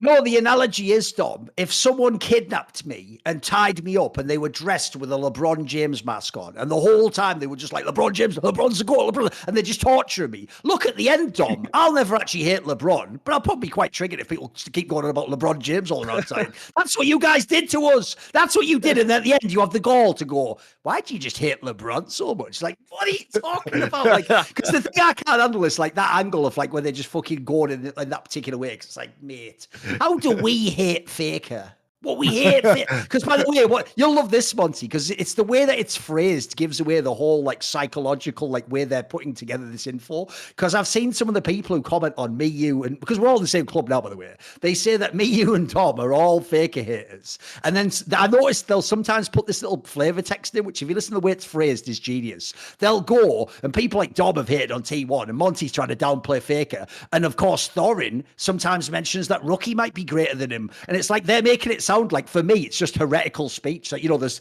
rumblings in the chambers behind, you know, late at night when the doors are all locked, you know, talk of Rookie being a greater player. Like the way that's even thrown in there, dude, like seditious behavior. Dude, it's so genius. I love it. I know we had become. It's like they need a show trial where you both denounce that you don't think Rookie is, just so you're safe from being tainted by association with me. The T1 Inquisition. I know. I love it. And by the way, that's actually, I've said this before, but that's actually the best example of where fans don't know the discussion we're having. Because here's what I say. The greatest player of all time is Faker, because it does count things like your accomplishments in your career. But if you asked me who was the best League of Legends player, I would say Rookie, just for how he played the game. I do think that's a distinction that is not just nothing, in my opinion. It's a difference between, are you ranking someone's resume in their career, or are you just looking only how they played the game? I think they're two different things, personally. I knew the fans had jumped the shark when I was, again, making the mistake of reading the League of Legends subreddit one day, and I legit saw a comment that was highly upvoted that said that I was a LPL enthusiast and supporter. Fucking hell. Someone drafted Emily Rand. Let's find out. She on the line. Speaking of people who've been traumatized and never want to see anyone again, look up Summoning Insight Emily Rand if you want to see if that's true or not. I'd say it. Yeah, but you know, at a certain point, I just realized that it is just people are just entirely unhinged from reality and history at this point. So they're just going to say whatever the fuck they want about Monty, me. The greatest team of all time, JDG from the LPL, who didn't win Worlds. No, whatever. That's the problem. Is they're just right. By the way, the joke there is that is what they're doing. They must just be riding off this year's. I probably heard you say that about JDG. Would be my angle. I mean, also I think also, like, just objectively, if we're looking at the LPL this year, like, I think LPL was better than LCK this year. I mean, there's not even an argument. There's not even an argument. Totally. Like, I mean, the quality of the LPL teams. I mean, JDG came. We said this many times. JDG came into this Worlds as probably one of the biggest favorites for the World Championship in a long time. Like, they didn't win, but if you were to say which, if you were to create your own odds, you would pretty heavily favor JDG. I mean, you wouldn't even have T1 over Gen G. Like, no way. No. You would have Gen G as a higher like percentage chance of winning. Of course, because T1 was coming off of Faker's injury and frankly looked not even good in the summer playoffs for LCK. They got smashed by Gen G in finals. Even in a world where betting lines changed based on bets, I believe before Worlds that like T1 was like 4th or 5th in the odds to win Worlds. They weren't even top 2 or 3. I think even there's the other joke I'll just throw in there about this T1 team. Do you know why this T1 team definitely isn't the greatest team of all time? And I've never thought for 1 second and never will. Because no T1 fans don't, you fucking idiots. This is literally the team you're paying trucks to go outside the venue to essentially ask for people to be fired from the team that now you're going to tell me is the greatest team of all time. You know who doesn't believe it? You in the past, you dickhead. You before they won Worlds. You 1 second before they played JDG did not think this was the greatest team of all time. And winning that match didn't magically make it true, did it? But I have a good little way we can pivot this, though, before we move to the next team. Here's my question to Dom, though, because me and Monty have talked about this on the show once we figured out that they were keeping the same roster. Do you actually think they can do it this next year, Dom? Like, could this team win everything? Could they actually get to the top of this list? Is it plausible? Because someone's going to have a crack at it, right? I mean, I think they could win again. I don't think that they're like gonna golden road or anything. I mean, I think that it really just depends on meta. When you look at this team, they were only the best team when they were able to play this very specific meta that was the same in spring as it was in Worlds. Like any time that it became anything else, when they had to start playing like Zeri Lulu and shit like that, it was just fucking over for them. Like they looked like they weren't even close to being the best team. So I just think that this team is they just need to prove that they're not like a one-trick team and they're good. They're the best in multiple different metas for me to actually give them that title. I think that they could win again, but I just wouldn't say that it's like a likely scenario. It's not like when they re-signed the team, I'm like, damn, I think they're going to be the best team in the world by far next year. Yeah, especially with Gen G shifts as well. Like the domestic, a lot of the domestic changes in Korea, there are going to be other very good teams that should be around. So I think it's a great test, but we could revisit this in the future. I do think it's good to talk about some of the other potential Golden Road teams, that we discussed, which, we talked about with 2015 SKT, 2018 RNG, 2019 G2, some of these rosters that ended up being extremely good, right? And so we have hashed out like our rankings of the world winners and why 2015 SKT was so incredible. But I do want to put a couple of caveats on that because basically where we're at is that with 2015 SKT in brief, like they won both of the LCK titles, they won Worlds, they were like 1 game away from the Golden Road because that was the Faker's first loss on LeBlanc with the mid Morgana. Like that, it became they were so dominant that game has become one of the most infamous games in League of Legends history.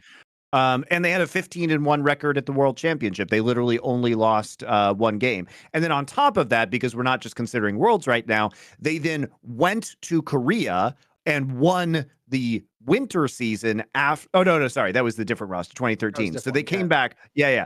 They came back to Korea. And then, this was the almost the same version of the team, like with a player swap that went to the 2016 World Championship. So this is an extremely good team. But the main problem that I have with this particular roster in 2015 is that the drop in domestic competition quality between 2014 and 2015 was huge. Like all 10 Samsung players who were the 2 best teams over the course of 2014 had gone to China. There had been a bunch of other players that had also gone to China. So the domestic competition level had dropped dramatically. And even at international tournaments, because this was so early on in Korean players. I would say if you look at all the players that went, it's almost like you just took the all LCK squads and sent them to China. Yes. Like what I mean? The top you took all 2 teams and sent 3. Them. Yeah, the top 2 or 3. You also had Save and Flame, and you got some insane players. Kung also left, who was like very good in 2014. Yeah, there was nearly all the big all stars went. Yeah, so it's really hard, I think, to justify this version of 2015 SKT. And you might say, okay, well, if all those players went to China and then, they lost to two of those players, like Pawn and Deft, who are two of the Samsung players that plagued SK Telecom the year before. But at the same time, like this was really early on into the trend of Korean players playing in China. So even the Chinese teams that they were playing against would have had massive language issues at the time, like massive, because nobody was fluent in Chinese at that point in time, and they were not used to. So these were also new rosters. The teams were still dealing with how do we integrate the Korean players. So the funny thing about the Korean exodus that happened at the end of 2014 was that it kind of made everybody worse. You know what I mean? Like, and so 2015 in and of itself is a less impressive accomplishment in spite of SKT's dominance at the World Championship that year, because basically the reset button was pushed on two different regions. And we didn't see, in my opinion, the same level of peak play that we saw in 2014 as a result. That's fair. I mean, I would also say like some of those rosters are way, way, way weaker. Like if you just go down and look, I mean, the obvious examples are like, if you remember, the team that they had to beat to make it to the final of the first split was the CG Entus team, which was like, well, they had like fucking Coco was like the star player. Now, he wasn't a bad player, but in a normal LCK, he should be like Zika. He's like a dark horse sort of player who won his Champions League. This was like, he was like the second or third best fucking mid laner in the league. Like, that's how bad the talent pool was because all the drain had gone over to China. So I actually think in terms of the teams, let's be real, at this point in time, in the spring, it was just GE Tigers, as they were called then, and SKT. And then in summer, it's like KT got that team together with fucking, what's his name? I can't actually remember his name. That support player begins with S that used to play for T1. Monty, what was he called? The one that played Thresh and then retired right afterwards. Do you remember? In 2015? Yes, in the summer. Began with S, I believe. In the summer. KT support player. It was Some fans gonna know in the fucking chat. Peekaboo. Sorry, it was P. Yeah, Peekaboo. Yeah. KT had a run in the summer, but even then they got completely murked. If you remember that final, it was one where Faker did the fucking Cassiopeia dodge, and then he had the Riven game. Like, and basically that year it was just like T1 against them. Plus, if anyone's good from China, I agree. I actually think for both worlds and domestically, this was like one of the weaker fields in general. I would say. And it's also that China mental boomed at Worlds that year, mega hard. It's also that, like, I hate to say this, but the Tigers are one of the greatest choking teams ever. Oh, for sure. And it wasn't just 2015, it was 2016 as well. Like the Tigers roster should have done better than they did. It took them a long time to win an LCK title, considering that they were, frequently like top of the standings, like ending regular season in first place. And with the caliber of players that they had on that team, their results were overall disappointing. And it's like every time that it mattered, they just lost to SKT in playoffs or at Worlds, right? So, they lost the finals. I mean, they lost the finals in 2015. Then they lost in the famous, maybe best series ever in 2016. So it's another team that was really held back by their performance in the clutch, right? I also think, by the way, for me, if we're talking about eye test for this SKT team, it doesn't even compare to, like, think about even like the IG one, Samsung, JDG. Yeah. These teams look mega dominant in the game. SKT was one that would win sometimes from a deficit in team fights later, but there was smallest margins ever. Like they just won by like collectively as a team. I don't even think that many players were giga stomping in this team that often.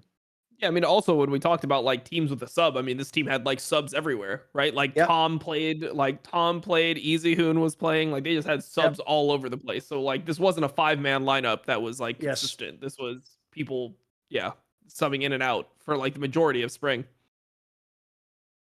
I mean, you could even argue, as I did, that like I always personally thought that when China was like, "Oh, we won it MSI," it's like, mate, Koma gets the assist on that one for fucking just playing easy in a bunch of the games till he loses. Like, you didn't unless Aaron mind controlled fucking Koma. Like, game 5 alone doesn't get it done, boys. There shouldn't be a game 5. So I've always thought they could actually have just golden roaded that year if they just had Faker in from day one. I think it would have just happened.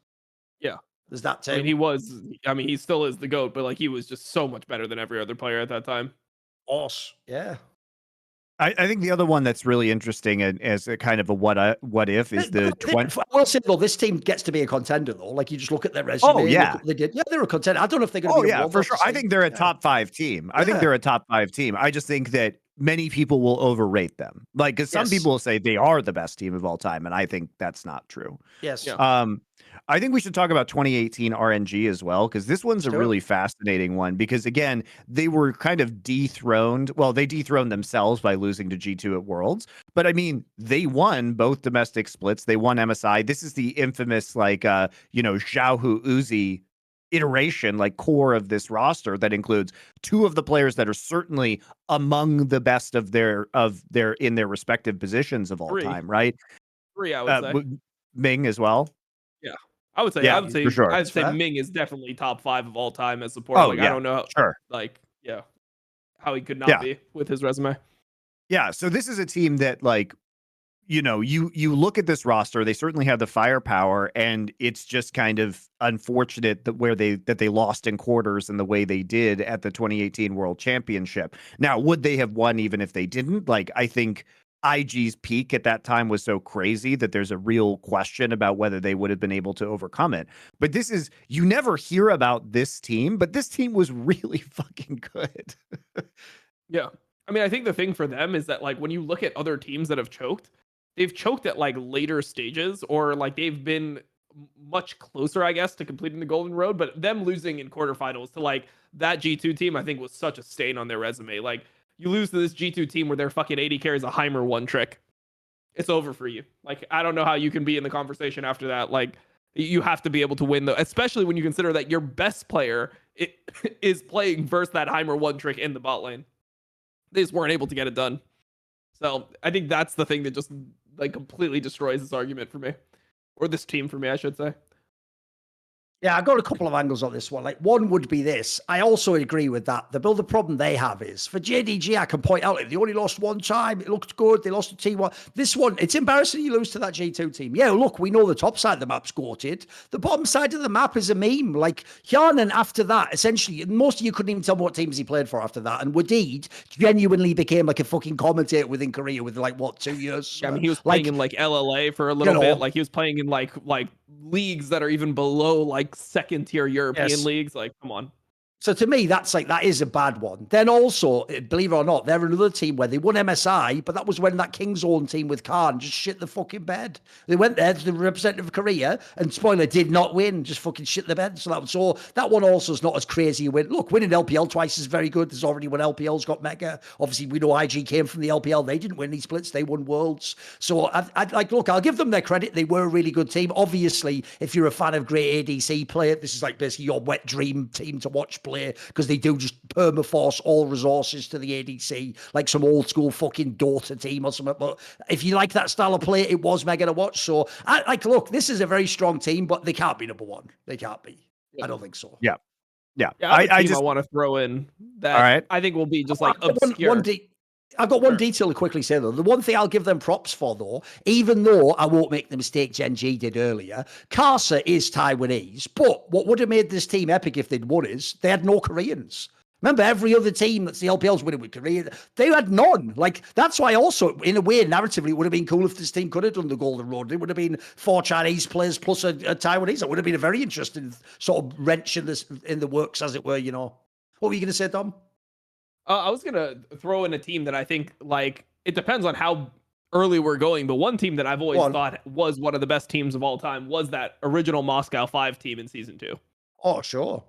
I think there's just like their level. Details on that. Like, if people don't know, like, there was a stat where that lineup, because remember, Edward came obviously to Curse in America, that he came back after. In their whole career, it was only ever the Season 4 spring split that they played where that 5-man lineup failed to finish top 4. Every other LAN they ever played, I think it was something like 15 LANs or something, they were top 4, all of them, including Worlds. Then they did win a bunch as well. Like, they won IEM, back the one their Dom played. That was before we had Worlds. That was one of the biggest League of Legends tournaments ever at that point in time. That was the biggest League of Legends tournament that had ever existed at that point.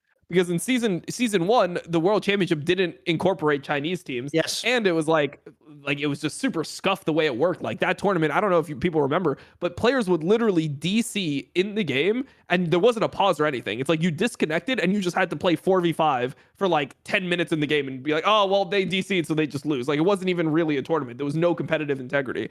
So when IM Hanover came around, that was the biggest tournament that had ever happened in League of Legends, and they were just by far like the best team. Like they beat our ass in finals. And then just like from playing against them, I mean, they obviously won IM Kiev, then they won IM Hanover, and these were like the premier tournaments. I mean, there were splits at that point, but they were doing that. And then like at Worlds, like you got to remember, it was best of 3. Like they lost a best of 3. They didn't play a best of 5 in semis. They played a best of 3. And they lost to like a cheese Nidalee pick. So they look like they were the best team at Worlds for a majority of it. And the other tournaments they played, like they won European ones, they had the odd one they lost to CLGU. That team, if you ever go and watch them in this 2012 year, if they lose, the other team plays their best ever game that whole year. Like they didn't have, this team's not beating themselves. Like that fucking TPA team was spiking like a motherfucker at that tournament. Yeah. So this was another time. So like I said, I've been going over old games on my stream. So I actually rewatched the M5 games from season 2 Worlds, and you have to remember that they were the favorites going into season 2 Worlds because Taipei Assassins had been underperforming, even though they were good like kind of earlier in 2012. They were the team to beat, and as Dom said, it was a best of 3. If you go back and watch that best of 3, basically like there are a couple problems. First off, the level 1s absolutely smoke Moscow 5 in those games. Like they are playing from huge deficits, especially in game number 3, as a result of some really wacky level 1s that occurred and some deaths that happened earlier on. And also, just an aside, Edward was actually in my chat, so the support player was talking about the games and how they went down, and basically said that he said 2 very interesting things. One of which is that they weren't he wanted to prioritize Sona, but like Gensha wouldn't let him. And so he was like pissed about that because Sona was such an insanely powerful pick at season 2 Worlds. And secondly, he said that later on, when he had discussed the games with Taipei Assassins, the Taipei Assassins basically realized that they couldn't win a straight up game of 5v5 team fighting versus Moscow 5. And so that they devised a split pushing Nidalee strategy specifically to beat Moscow 5 because they knew they weren't going to win in like a heads up, team fighting game of League of Legends. So that just shows the respect that TPA had. TPA also went on to win the tournament. And on top of Dom's points, this same roster didn't stop being good after after 2012. Remember that they were going to tournaments like IEM Katowice in 2013 and then beating Korean teams at those events, like convincingly beating Korean teams. They famously had a tournament where they beat both Blaze and Frost in Katowice in that same tournament. And Diamond Brox is definitely one of the most innovative, like meta-defining junglers ever within the game. I mean, the way it worked as a competitive jungler at that point was that when Diamond Brox would start playing something, everyone would start playing it. Like that, whatever he played, everyone would just start playing instantly. Like if he started playing like Xin, like there was a time where he was playing like Karma jungle, anything that he started playing, everyone would just pick up instantly because he was considered to be by far the best jungler in the world. And then also, if you think about like defining the actual like people that have changed the game or like teams that have changed the game, their whole like level 1 counter jungling strategy was something that no one had ever seen before, and it completely put like counter jungling in a different priority in everyone's mind from what it used to be. So like I think that they also were a team that elevated the overall skill of League of Legends. By the way, I'll even throw this out there. They're even another what-if team, because I've always made this narrative, but people forget it now. So obviously the year afterwards, when they initially had Edward, and then later they got him back the following end of that year, and he played a little bit in 2014. This was the era when the LCS launched in Europe, the EU LCS. Now, what people will forget is, even though this team, by the way, was 1 game from winning the first split, they didn't live in Germany like everyone else. They used to fly to Germany every single week, and as a result, tank a bunch of scrim days and then just play the LCS, which at the time was having like super weeks and shit where you play 4 games in like whatever, fucking like 2 days or something mental. And then they would fly home the very same week. And that's why there's all these insane stories of like Edward doing like 25-hour journeys and Diamond Procs falling asleep in airports. Like, so the real joke is we'll never know how good they could have been in 2013. Like, maybe if it's still an open circuit and they boot camp like they used to, which is the infamous way they prepared, maybe they'd still be the best team. Like, we can't even know. To me, they were somewhat killed by the whole European visa thing and the way the LCS began. It kind of just wasn't the circuit for them, you know. Yeah, they were such a terrifying team to play against. Like, because I mean, that was when everyone played international tournaments all the time. So like, I would play against all the other European teams, and Moscow 5 was significantly scarier. Like, just the way that they would like play, like the aggressiveness that they would play with was so much different than every other European team. I think European teams at that time were kind of more in the like vein of scaling, and you know, AD carry support was the whole thing that Europe had invented at that time. In Season 1 World Championship, that was the reason why Europe won, was they played AD carries with support bottom lane, where everyone else was just playing like double bruiser and things like that. And a lot of the other teams that were European at that time were very structured. They would play to like get to a certain point and then team fight you with like a strong AD carry and normal support pick. And the way Moscow 5 would play would just be to like just take over everything. Like level 1, they would have like ridiculous level 1s that you wouldn't even think of. I mean, the famous one is obviously the one that they did in the finals versus me, where they had their AD carry solo blue buff. He goes bot lane and lanes 1v2, and they have their support and jungle roam together. Yeah, on Urgot. Yes, on Urgot. And he would 1v2 the lane, and they would just duo roam their support and jungle from minute 1 of the game together. Like, it was just completely unheard of, like, this type of stuff that they were doing. And they were busting this shit out on Dom in real time in finals. Yeah, in the finals of like the best tournament of all time. And like the victim of that exact one where you were just in the jungle and like Edward's just there. Like, and the thing was, there was no counterplay, because like at that time it was like Shyvana. It was Shyvana with exhaust, so I don't even have flash. Like, there's no way I could even survive. It's like, I remember the first comm of that game was me saying I'm dead. Like, the first thing that was said in that game was like, I'm dead. I saw the clairvoyance. I saw Alistar on one side, like Lee Sin on the other. I'm like, yeah, I'm just dead. Like, it just is what it is. Guys, there's no like, you know, fucking catch up XP, like snowball, you know, whatever, rubber band mechanics. Back in the day, if you're behind in jungle, it's just like, enjoy the rest of the game, mate. Like, yeah, it was punishing to play versus them, and especially when you consider like that clash. I remember that was because if the context was that Moscow 5 was considered the best team in Europe, and right before that there was the Curse Invitational, which was like a tournament that ended on LAN, which Dignitas, my team, had just won. So it was like, oh, it's the best team from Europe, and then obviously we topped their group, they topped their group. It was like the best team from Europe versus the best team from NA at this moment. Who's gonna win? And they fucking destroyed us. They obliterated us. Like, it wasn't even fucking close. They were carrying Europe the entire time. And if you remember, like, they beat the second best team from NA, and we beat the second best team from Europe like pretty easily. Like, it looked like it was going to be a big clash, and they just completely shit on us. And it felt like that's how they played versus almost every single team for the next year. It was just they consistently beat everyone. By the way, if you're a T1 fan, listen up and get your bib on. Get your fucking knife and fork, because you're going to eat right now. Are you ready? You know how I just downplayed your greatest T1 teams of all time? Unironically, I do think this Moscow 5 team is a contender for greatest team ever in League of Legends. If you look like innovation, eye test, how insane they were in team fights. Like, yes, obviously, it's like picking someone from the 1960s as the best basketball player. It's a very antiquated era we're talking about. But if we're just talking about in their context and in the idea of like how innovative stylistically, who they beat, how they play, people are going to get mad. But I do think this is actually a real contender. Like, at the time, I remember the eye test checked out like a motherfucker for this team. They were, by the way, notice how this conversation, half the details we got now are after the fact. At the time, also one of the most crazy enigmatic teams ever. Like, dude, no one even knew how they were winning these games. People really did think like remember, the joke is, Monty, like, we did actually craft a load of narratives. True. Like, we thought like, oh, like what they must do is like, they must all like really trust Alexis's shot calling, and then like Darian and fucking Genja must like say which one's gonna. They weren't doing any of that apparently. They were just fucking. They were so dysfunctional. It's crazy. Like, yeah, no, like it looked amazing though. Yeah. The funniest thing was like people don't really know this, but I lived with Edward during that whole summer split on Perth. Like, that's when I was banned, and when I got banned, Steve pretty much already knew that I was going to be the jungler for the main team the next year.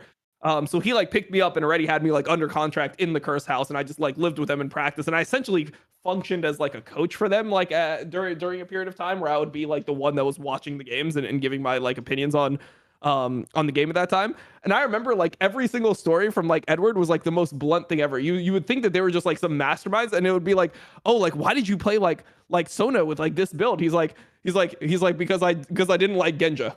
Like I didn't like Genja, so I wanted to like play like more aggressive runes. Like it was every story was like that. It's like, and it was like damn, like what was your account? Like one thing I remember I said was, I was like, Edward, what was your like account name? Because when we would do research, we would try to find everyone's like account, and we would research their accounts. Is that where this is going? I've heard he wasn't even a high ranked player, man. Yes. Yeah, and he was like, oh yeah, when we won IM Kiev, like I was bronze 5. Like he's like, I was like literally in bronze. And he was just like the best like support player. Like I don't even know like how that's even fucking possible. Like I say, I like to imagine the 17-year-old T1 fan who didn't watch this era just listening, because this episode alone, like there'll be like a death warrant out for us in Korea after this. Like that's amazing though, that he's in bronze when he's like dominating all the international tournament. I love it. Yeah, and then he got like challenger, and then he's like, yeah, and then I just got challenger like the next month. He's like, no, I was in bronze, and I'm like, wait, why were you in bronze? I'm like, you're just like obviously like really good. Like he's like I couldn't get any higher. It's like, all right, bro. Like I guess he's just fucking in bronze. I love it. Dude, he's just like, look, I was just hard stuck. What can I do? I was just in bronze, wasn't it? I mean, that team was just like the stories that came out about it later are just hilarious. Like it's actually amazing they were able to do what they did. I do think that one of the knocks on them though is that obviously these were both best of 3s, but they also like lost at IPL 5, which was another like important event. So they actually had two kind of like back-to-back losses. Yeah, they could have got revenge. Yeah, they could have bounced back. And again, that is IPL 5 was immediately after Worlds, and they did bounce back with that same iteration at important international events. Like I talked about the IEM Katowice that happened in 2013. But I do think that they deserve a spot on the list just because they had a weird combination of not only excellent results, but also meta innovation. Like counter jungling was kind of like invented by Diamond Brox in a lot of ways, and ways that the modern game is played can be directly traced back to that style that Moscow 5 had for sure. Yeah, I mean they were like the first, like Diamond Brox was the first jungler that made it a direct trade-off anytime you ganked. Like if you gank on one side of the map, he takes your camps. Like that's just how it works. And then like that just became something that everyone started doing. It's like, yeah, of course, if the guy ganks, I'm going to like punish him on the other side of the map. But he did that every time. Like it wasn't even like a thought where he needed to really like see if it was a possibility. Like he would just know like, oh, this guy can be top, I'm going to take his camps on the other side of the map. So did that every single time. Plus, you guys have to understand, like, Diamond Prox wasn't just a good player. He was, like, the great white hope. Like, think about it. Already in Season 2, if you watched OGN, Koreans were already really good. Some of the WE players on Team WE were fucking good players. You can already see some of these players are good. But when you would watch Diamond Prox, like, the one I will always remember, it would be burned into my mind forever, was when they came to that MLG where there was that mini tournament with, like, Curse and Dig and stuff. And this team, and they had their match where it was KT against M5. So it was Insec, who at the time had done the Insec and was the mechanical god, and he was against against Diamond Prox. And I think it was like Lee Sin against Udyr or whatever. And like I think Diamond Prox did it. And he just, because he himself knew all the limits of what Lee Sin could do, he just like perfectly fucking outskills at the time, like the most cracked mechanical Korean jungler in the world. Like when that happened, you just actually thought like, this motherfucker's like Larry Bird or something, mate. He's just too fucking good. Like the joke is, this is one of the only Westerners who actually did deserve, like for real, to be compared to the best players in the whole world. It wasn't even just hype then. It wasn't like some 2016, like LOL esports, why Bjergsen is the 14th best player at Worlds. It wasn't that shit. Like this guy for real was like the best player, even though he was a Westerner. Yep. Yeah, he was super good. As far as Western team go, I think we should talk about 2019 G2, which is the other like potential golden rotor. Now, obviously, G2 is an interesting team to discuss in the same way that Moscow 5 is because like in some ways I feel like Moscow 5 was like the proto G2 in a certain way. Like they were much more like reactive teams. They were much more improvisational teams. But to me, G2 is still like the peak of League of Legends, like in-game creativity and improvisation. Like that the core that they formed. This was the year that Perks switched to AD carry. So it was not, they brought it. The Caps was in the mid lane in this roster, and this was really like, I mean, this was like the peak of improvisational League of Legends. I think like what they would do in terms of their shot calling in games, they would basically intentionally create very weird game states and then outthink you within those game states. And even though LEC was not as competitive as China or Korea, which is kind of the knock against them, they still were able to become MSI champions, and they lost the 2019 World Finals horribly, but they did make it there. And I think there's also a question to be asked, like, if that hadn't been the FPX meta, as it were, what would have happened, right? Because it just felt like at that Worlds, the pieces fell perfectly in place for FPX and outside of G2's wheelhouse. But I still think that this team deserves a place on the greatest teams of all time. Like, this was an amazing accomplishment, especially because it was so much harder in that era to be dominant in a world where Korea and China were just so much better domestically than Europe. Oh, for sure. I mean, this is already, remember, when we've got like loads of seeds from these. This was the year where you get like 4 seeds as well. So like actually Worlds is getting even harder. And as you say, they're in the final. I'll even throw this out there. In the spring split that they won, if you remember, they like mega stomped Origin in the final, like record time. Then they went MSI and did that like record breaking win over TL. So in their dominant wins, they could be insanely dominant and end the game like that. And then they're another team like a Moscow 5, a JDG. How good was this fucking team from behind? It was bonkers. Like this might be the best team I've ever seen at just mid-game decisions. Like in the mid, like you're saying about like spontaneous creativity, Monty. There's no way this was coached. Like, in fact, what I even found, this is the thing I took as a conclusion from this team. It's why, in my opinion, if you look right now in the LEC, Team Heretics just is like 3 of the players from this team. It's fucking Perks, Jankos, and Wonder. Because what I realized about this squad from watching them play was the reason no one could ever replicate this, even these players separately in other teams, is because they had so many players who weren't just excellent at their role. They had like insane for their role macro knowledge of how to end the game. Like they just understood what you do in a scenario to, like, as you're saying, as like what do you, like the classic one, everyone remembers that T1 series at Worlds where T1 just took all the dragons, so then they would like trade and take a tower. That wasn't even considered the meta at the time. They even told us themselves after the fact, like, we didn't even really know what we were doing in that series or how we won it. It's like somehow the things they were coming up with were like the ultimate example of it being more than the sum of the individual parts. But you also did happen to have some of the best sort of like minds for fucking League ever, probably from Europe in one team. Yeah.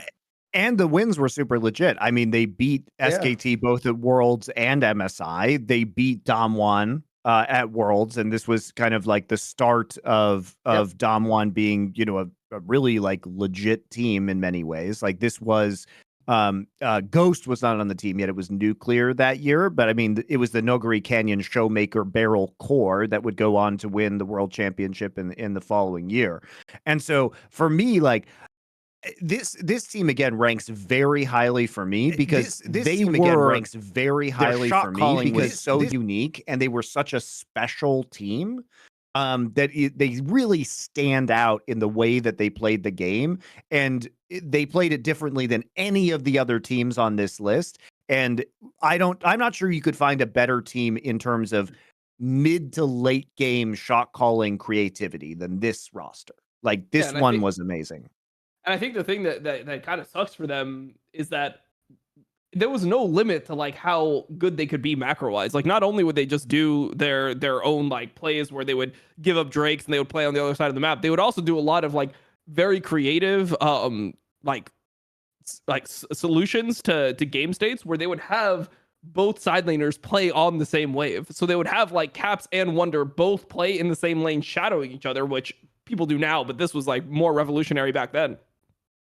And they would shadow each other on the same wave, and then they would just like put you in a predicament where, oh, like they both have TP, but they're bot lane, and they just killed our top laner. So how do we solve the situation? People would just like end the game on Baron and things like that.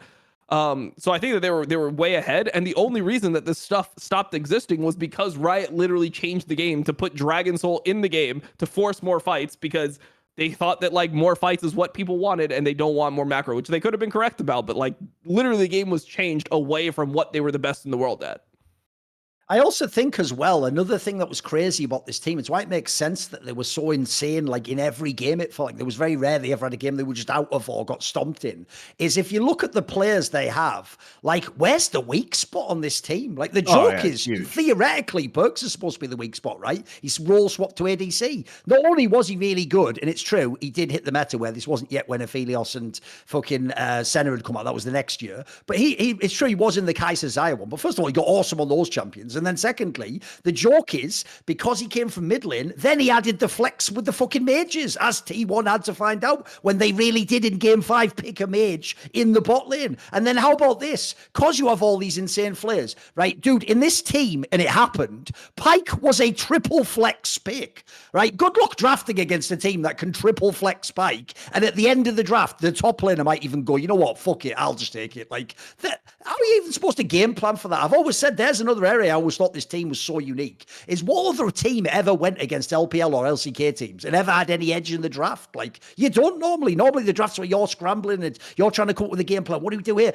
They were the ones who held all the cards. They had all the aces up their sleeve. It was fucking sick. When you watch this team play, you thought in draft anything can happen. In the game, anything can happen. Eventually, by the end, the joke was when they did lose to FPX, I remember just thinking like, fuck, I actually thought they were just going to win. Like, I thought this was another team where it's like, I'm watching a movie and they're supposed to just win at the end. Like, no one can ever stop them. Like, they actually had that quality about them. Like, I almost couldn't, it's not that didn't know how they'd win. I didn't know how they'd win, but I couldn't see how they could lose. They were just insane. Like, that's why I said that line. I never bet against this team. I never bet against them, mate.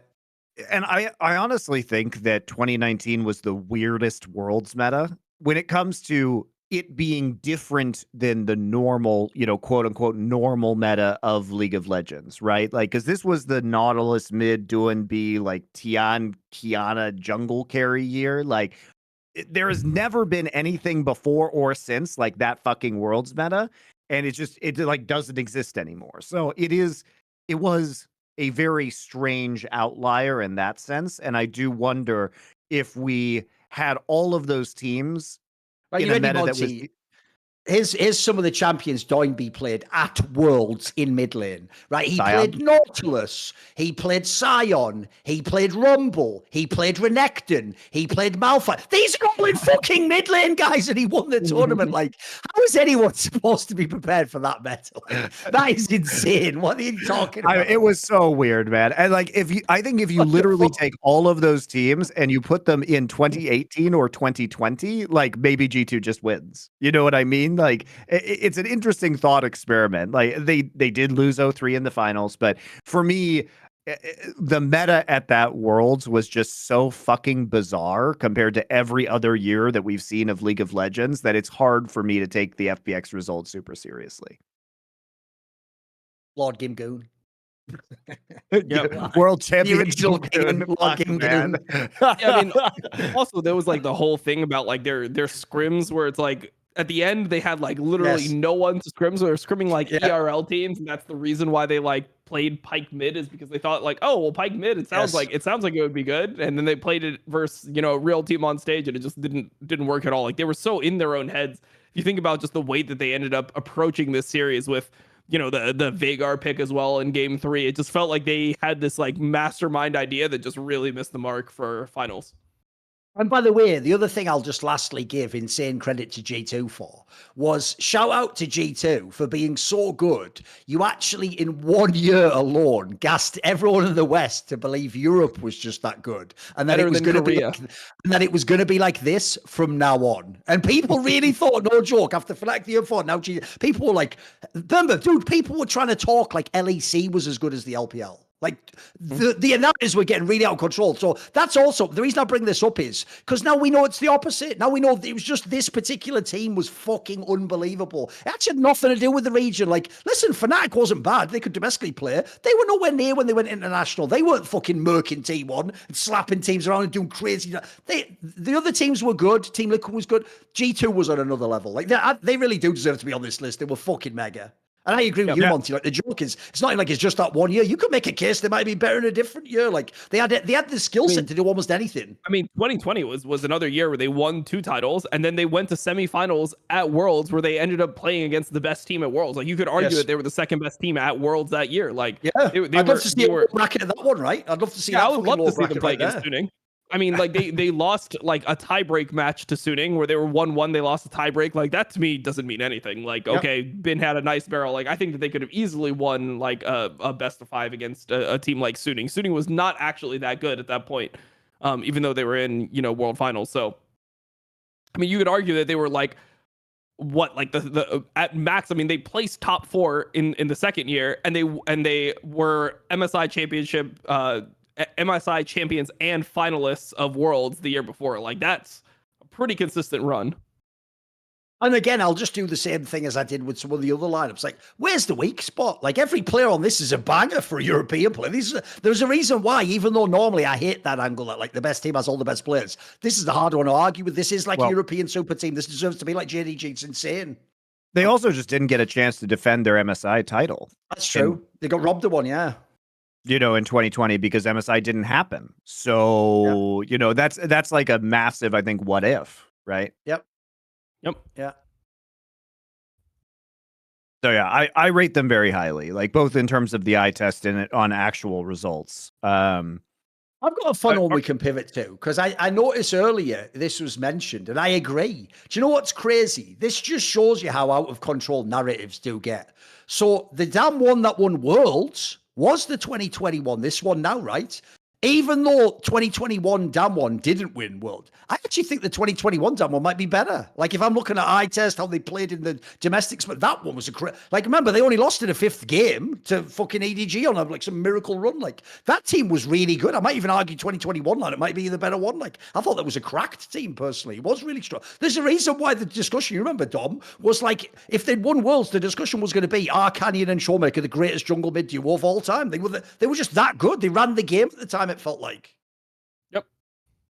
Yeah, I mean, I think that their play together was insane, and I think that also in 2021 the game wasn't completely skewed to like their own strengths. I think in 2020 Canyon was the best Graves in Italy player in the world, and we ended up in a Graves in Italy meta, so it was like very easy for him to really like show his stuff. In 2021 the meta was different and they were still really good, and it felt like they were just they had became more of like their own team. Like they were just better in general at playing their own style. And I think that Khan did add something to their team. Like he added some stability.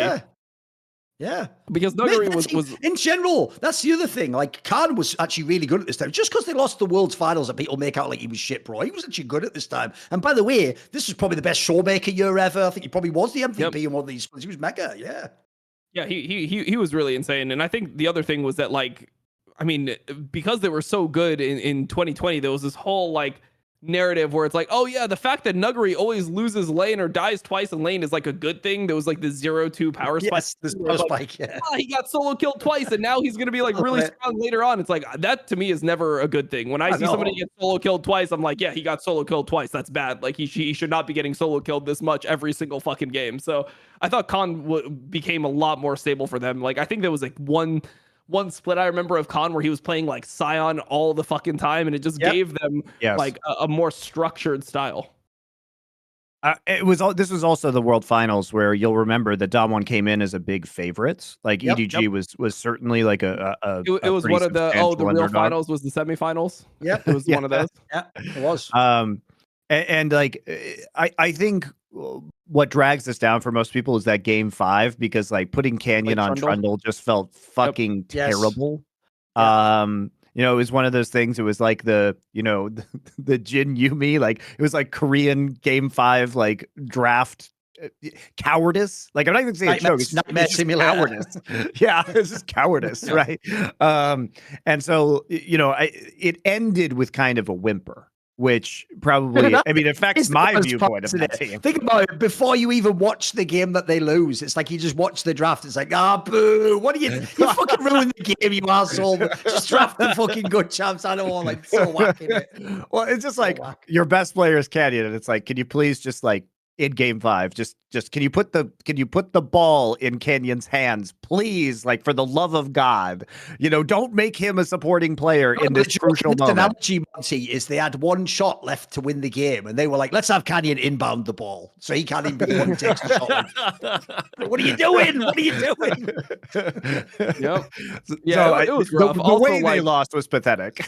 Yeah, it was pathetic, and then it was also like a game where for Khan's legacy, man, that was a tough game 5 because he kind of just like griefed the top lane permanently, and then Nuggery or Flandre just had an insane Kennen game in game 5. So that was like a Graves Kennen matchup, and Khan like flash forward, missed his ult, ended up losing a lane where at that time Graves was like the power pick. Everyone was picking Graves, and both Khan and Flandre were both really good on Graves. So that should have been a huge point of power for Damwon. It's probably one of the reasons why they put Canyon on Trundles, because they thought that they had a power pick somewhere else and somebody else who had agency to carry the game.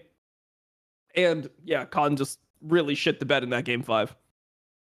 Because look, I know that on this one, obviously, I've got more of my work cut out. Like, they didn't win MSI, they didn't win Worlds, but like I said, the eye test, I just thought this one was mega. I did think this team was like this close to greatness, Yeah, they're a weird team too, because even the 2020, like the Nuggery version of this roster, like started out in 4th place in summer. Like they started out really slowly, and they got very dominant. It's another team that I think peaked really hard in summer and then at Worlds, but they just didn't have the consistency, and especially because of the roster changes. And also, I think a knock against this team in the finals is that, the reason why we're lamenting the fact that Canyon was on the Kiana is that because he was actually crazy dominant, on the Trundle, is because he was crazy dominant on some of the carry picks, like the Kiana, the Lee Sin, Talon.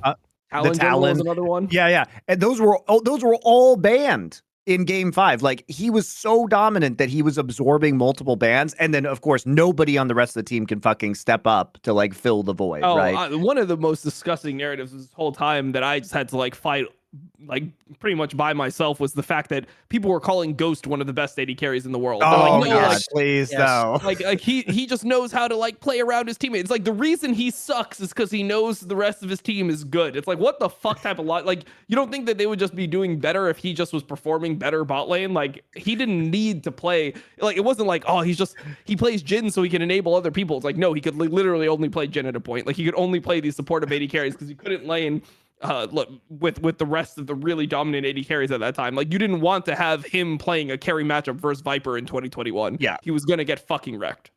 Yeah, and also, that is one of the few knocks, is their bot lane was sus, obviously, compared to like really great teams in history. Come on. Why are you trying to defend Ghost? Ghost knows how good Ghost is. That's why he calls himself Ghost, okay? He is fully aware of the kind of player that Ghost is. So why don't you guys get on board as well? It's just in the name. It's just reflected right there. Apt description. And where is he now? Of course, he's a ghost. He's gone. He's absolutely gone. If he was so fucking good. So mad is that Koma ever even thought he could win this year, because he didn't have Faker, so logically he could never have won Worlds. You idiot. Why did he even bother drafting anything? You were lost already in game 5. He didn't have Faker, and Bengi wasn't even there, so you could never have won Worlds. Because if people forget, Koma did basically join to be like, hey, let's fucking get another Worlds. It's going to be hilarious. And then sadly, he actually did get wrecked that year, both MSI and Worlds, unfortunately.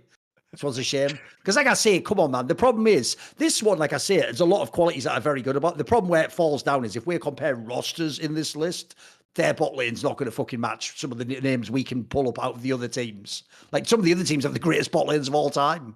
This one's like, they won in spite of the bot lane. Like you say, Dom, like they make it sound like that's like called a band-aid. That's where you make like a wound not as bad. They're making it sound like the wound is a part of the strength. Like, that's like saying, oh, what happened is I wanted to get way better at upper body fighting, so I chopped my legs off. It's like, well, why not just work on upper body fighting and have legs? You know what I mean? Like, that'll never make sense as a plan.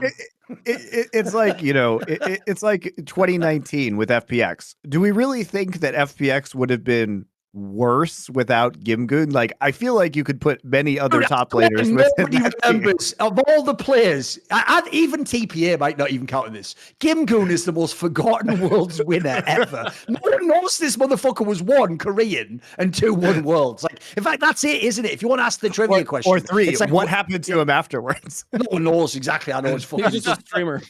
I see him react to some stuff randomly in LPL. He's literally just a streamer now. Thing is, someone should make a team. I've realized this now, Monty. You know, like how you get like $16 million or whatever was like the JDG super team. Someone should, before we got to esports winter, just as pure banter, have convinced some massive investor to make the most expensive but shit world's winning roster ever, Monty. So it would be like Gimgoon top, Beryl support. You know, like we're just making the most cancer lineup ever. Fucking, like, we can, keep going. Yeah. We can have nuclear ADC or whatever, you know, whatever. Oh, Ghost, sorry. Ghost Crown, ADC. probably. Yeah. Crown would probably have to be the mid There you laner. go.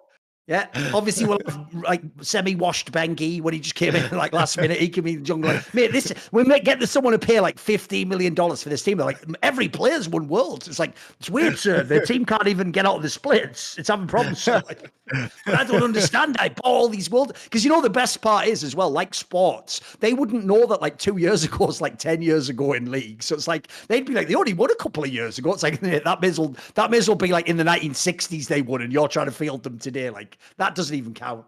Right, where are we pivoting to now, boys? Where are we going now? Now we've got a pretty open field. There's a lot of teams we can pick. We can go for worlds winners. We can go with just really strong teams. I mean, I think we've touched on most of the world's winners so far. Outside of, I mean, we did touch briefly on EDG and Samsung. I mean, EDG's 2021 is pretty interesting because they lost a couple of game 5s to RNG and FPX and ended the spring split in 3rd place, then 1st place. They were the 1st seed coming out of China in summer. So like they were a better team than I think people gave them credit for. And obviously they proved that by being a pretty big underdog in the finals and then coming through. The problem they had is, though, all their series were best of 5 as well. It's like 5-game series, every single fucking one. And at the time, people undervalued the LPL, so people were like, whatever, the other side, like we said, people had T1, Damwon was the true final, wasn't it? Yeah, and I think people underrated their semifinal win versus Gen G because Gen G was not a highly touted team coming into that Worlds, but BDD had a fucking crazy good tournament at that Worlds. His main thing is that he literally just like wasted like a solid 2,000 gold in his item build every single game. Like he just had this obsession with bad items, but he looked like he was like the best player ever.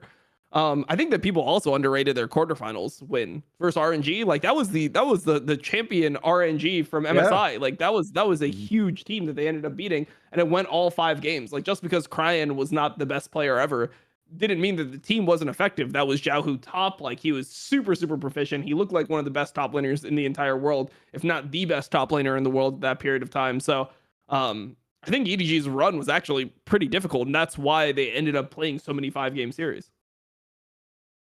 Yeah, that was a pretty open field, I think, at that World Championship, especially as we consider it in retrospect. Like, that was a very competitive Worlds. Very competitive.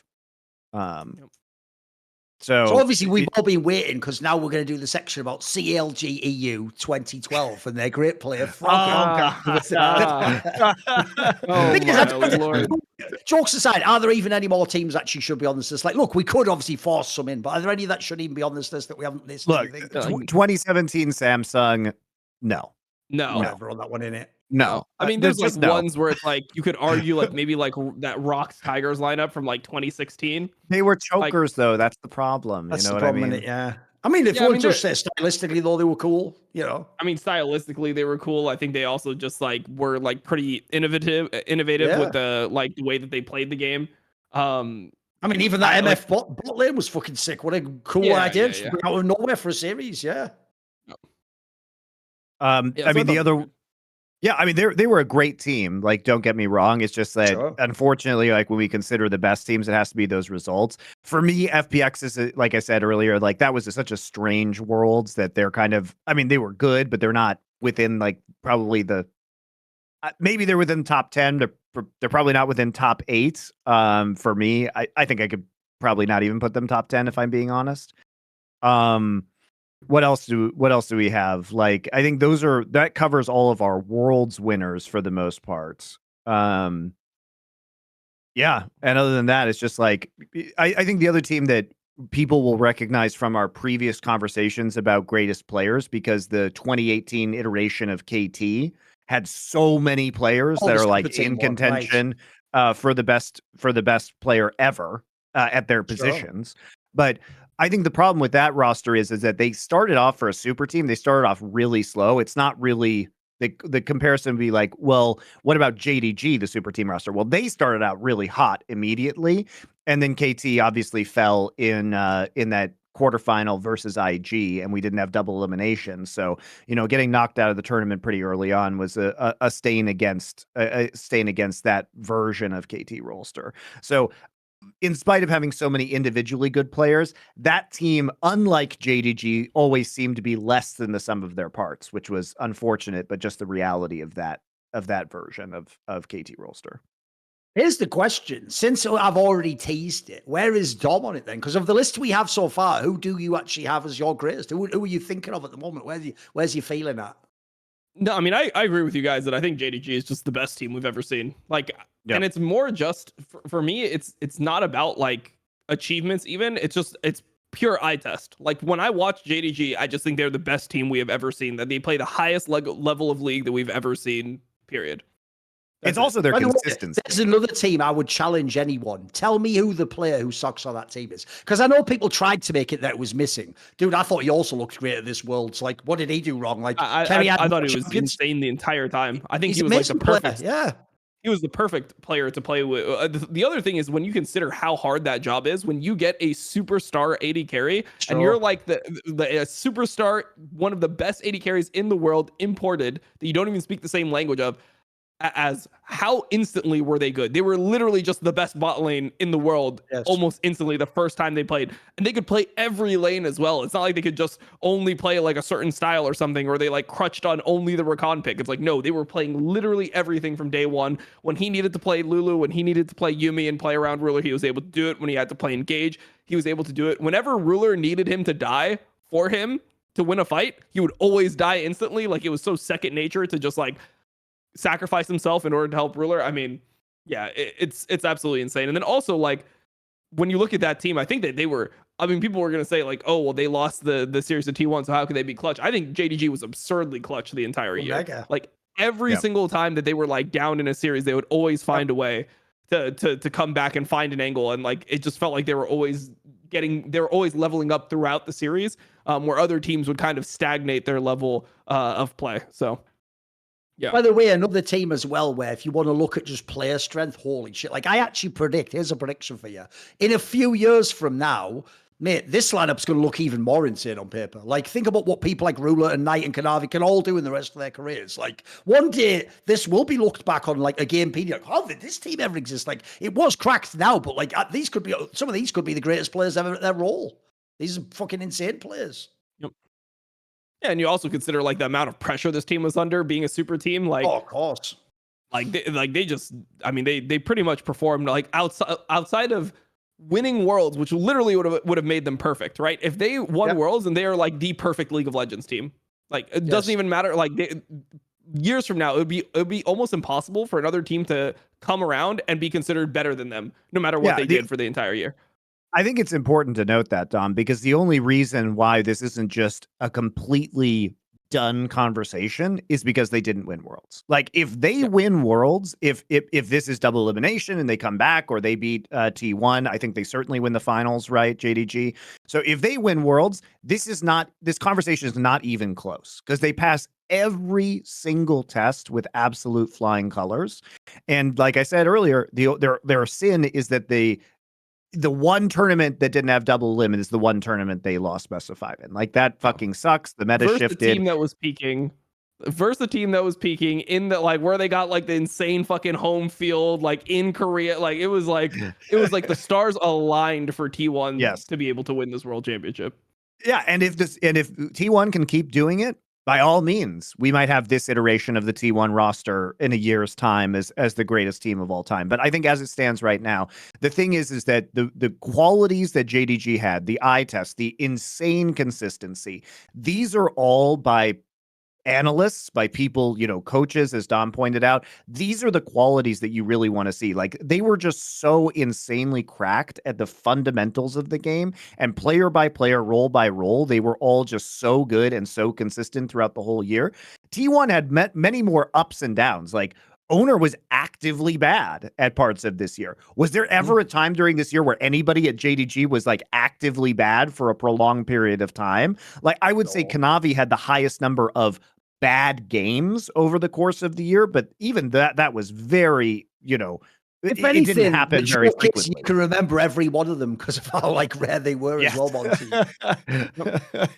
Yeah. So and they were clutch, for the most part. They did play a very close series that required some epic heroics from T1 to win. Heroics that we will remember for the rest of the League of Legends history. Like that Faker play is going to go down as probably a top 5 play of all time. Right. Yeah. And that just goes to show how important that win was. I think if we look at like, if I start ranking the teams, like I probably have JDG number 1 right now. I still think I have Samsung White number 2 just because of their peak run and the fact that they changed the game forever in League of Legends. Like they created so many unique innovations. For me, I have 2015 SKT before that, just because that was one game away from the Golden Road. Their Worlds run was incredibly dominant. Like by the time that year ended, they really did put together an extremely complete performance. And they were a team that you could never count out. I think similarly to JDG, the fundamentals of that team were really strong.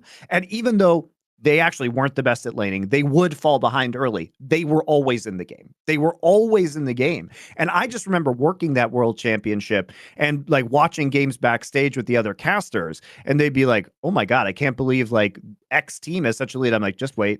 This always happens every time. They're going to come from behind. They're going to win. It doesn't matter if there's a 5K gold deficit. They just fucking do it somehow. I would say 4 for me is probably IG. Again, just the level of peak performance.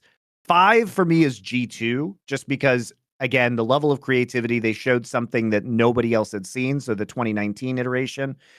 I think Damwon 2020 for me after that, and then M5 after that. I don't know if you guys have any differences in how you would rate some of these teams, because I kind of have a mix of like Golden Road versus like peak similar performance. Like, if I even do it differently, I'd only choose it 1 position. Like maybe I'd put 3 number 4 or 6 number 5 or something. I think actually your list is a pretty good short list. I think for me, I mean, and this obviously has to do with like when I was competing. Like Moscow 5 is always a team that I just held way up there just because like of the amount of championships they had. Like this is like an open circuit where you had a bunch of international tournaments and it felt like every single time they were involved, they were just going to win.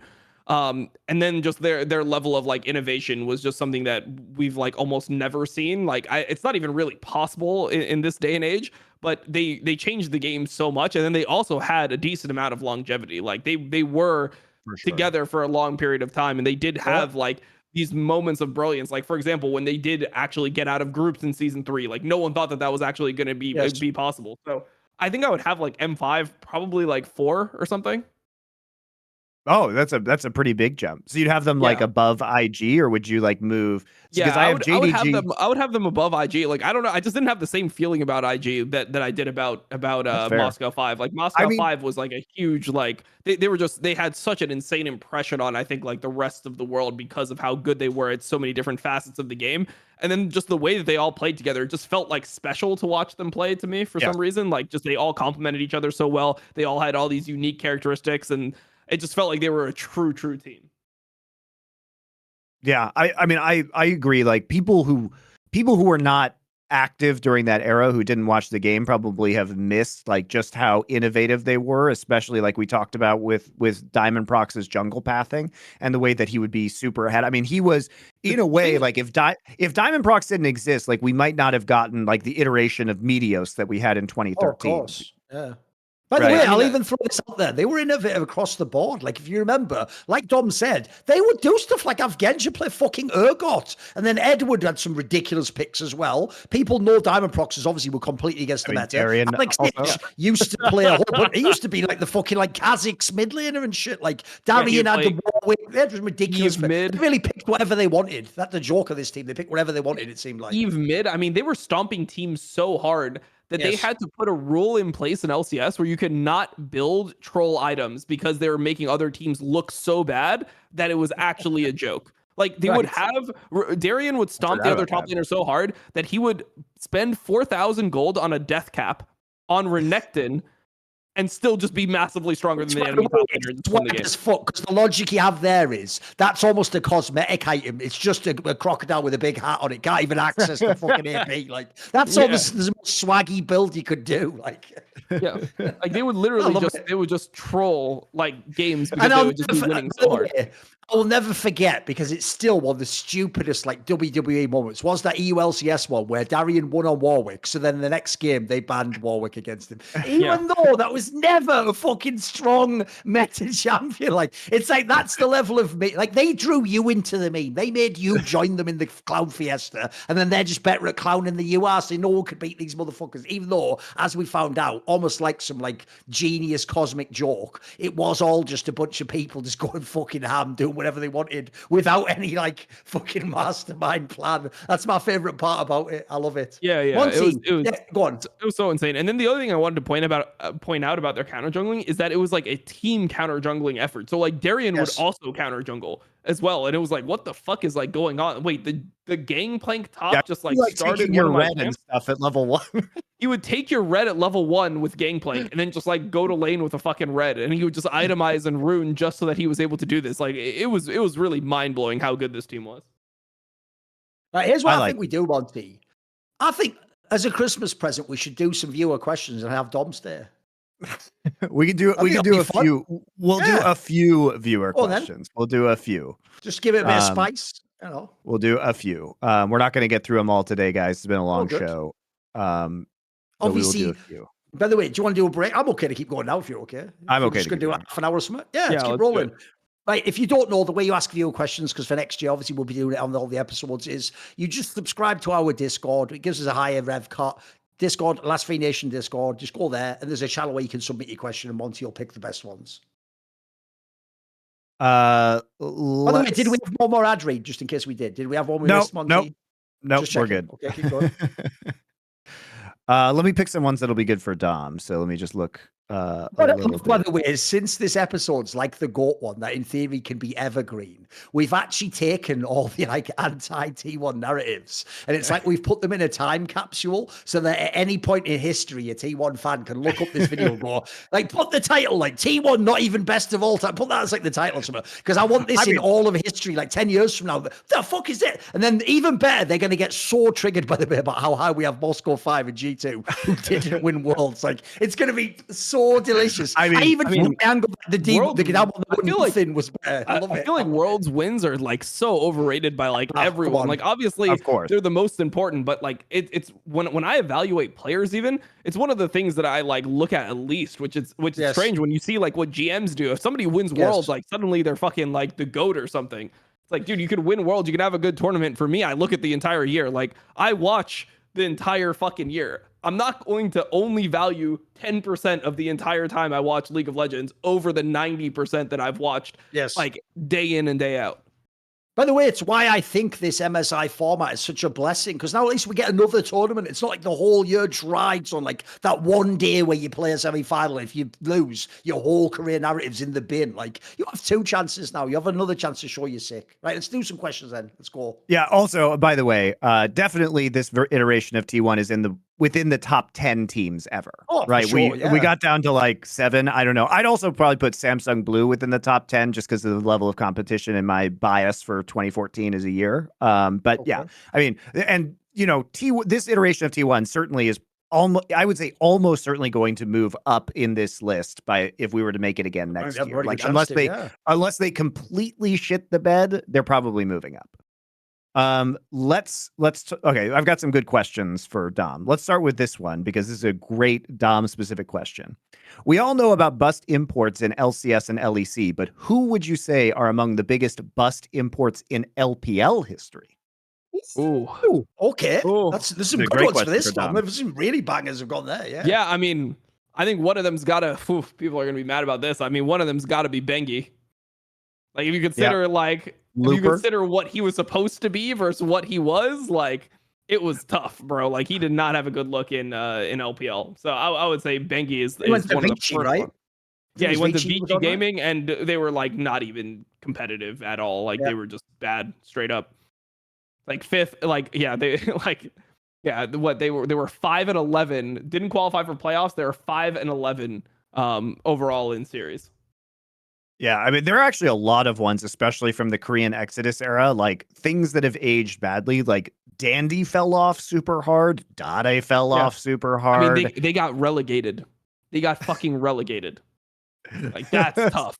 You can't just be getting relegated in your first split as a world champion the year before. Yeah. This part about the Dade one is he even did do the same thing in his career. Like the first split in the spring, he was like not bad, and then he just went to shit after that, like he always did. So it's even like the same fucking narrative. The sad thing was as well, that guy. This is why the Dade award will never be understood by fans, Monty, because they only get the mockery and the bad part. They don't get that the genius of it is this was a guy who looked like the best player in the world at times, but could then be insanely bad. That's the part they still get wrong to this day. It's like, yeah, it can't just be like, because you know what, this last Worlds they were all trying to say we should give it to Tarzan. It's like, who the fuck ever said he was the best jungler before the tournament? Like, that wasn't like some consensus opinion. Like, you have to actually be up there before we bring you low with the Dade award. So, no, it's a great one. Yeah, Dade is obviously a classic one himself. Of course. Who else, though? Because there's been a few other big names. I'm trying to think of another one. Out of big names, I'm trying to think about like all the rosters. I mean, I think it depends where we're going, because I mean, people, if you remember, I know initially people flamed the Guri when he went to FPX. I mean, Khan was on FPX and got flamed. He did look like one of the best in the world for like a period up until he started kind of running it. So I didn't really have him there. Okay. I mean, Nuguri was pretty bad too, like compared to, because that's where he started getting super burnt out. Sure. And he definitely underperformed. He means he started off well though, so I guess that one maybe is not as terrible. I'm trying to think who else we can put for this. And he made like double finals and like did look relevant. I mean, somebody who I really thought was fucking bad was Clid. Like Clid in FPX, like he was bad, and so was Gory. Like Gory, I know he's not a huge name, but if you remember, the context of it was that he was like an up and coming mid laner in 2021. Like he was playing a lot of Yasuo and things like that. So when he came to LPL in 2022, people thought he was going to be proficient at least, and he was just downright fucking terrible. He got benched halfway through spring, and he was just completely done. I mean, that one's also a weird one, because obviously that was like the return to China, and he did like make his name in China the first time around when he was with Doinby and that. The problem is actually, now I'm thinking about it, it's not as many actual mega failures, because usually everyone had at least like a split where they were good or something. Who else would even count for this? I think that's a pretty good list. That's pretty good. Yeah. Oh my God. Next question. I'm tilting at the way this question is phrased, but we can ask the question. With this world championship win, does Faker join the elite era of athletes who are undisputed GOATs in their field, Brady, LeBron, and Messi? So first off, I don't even agree that some of these are the greatest players within those games. That sentence, without like there's gradations to it, but the idea he attempted to slip in the notion LeBron is the undisputed GOAT of basketball. Even if you think he is the GOAT, like I've never heard anyone trying to claim he's the like that. The way he slipped that way, like this, my joke there is, I feel like this is just a LeBron fan, and he put all the rest in there as distraction. This is our favorite. This is our favorite question asker, architect of Korean esports based show, Marsh. So he does troll us. He does troll us. It's definitely a troll, because he knows that both of us disagree that Brady is the GOAT. True. But I do think this is a good question, regardless of the implications of how we would argue against it in other sports. If you made the question the real version, which goes like this: would Faker be considered with like the undisputed GOATs, which would be Michael Jordan, Wayne Gretzky, maybe Muhammad Ali or something, whatever you might pick? Sure. Those ones, first of all, are more the consensus ones. And then, yes, the answer is yes, as far as I know. Like I said, I actually think Rookie was a better player, but I don't think he was a greater player. He didn't have the career accomplishments. He wasn't in the same positions. Like, one thing I'll always say is this, and it's a very key point, I think, when you're weighing up people's careers, is it's like the one about Brady.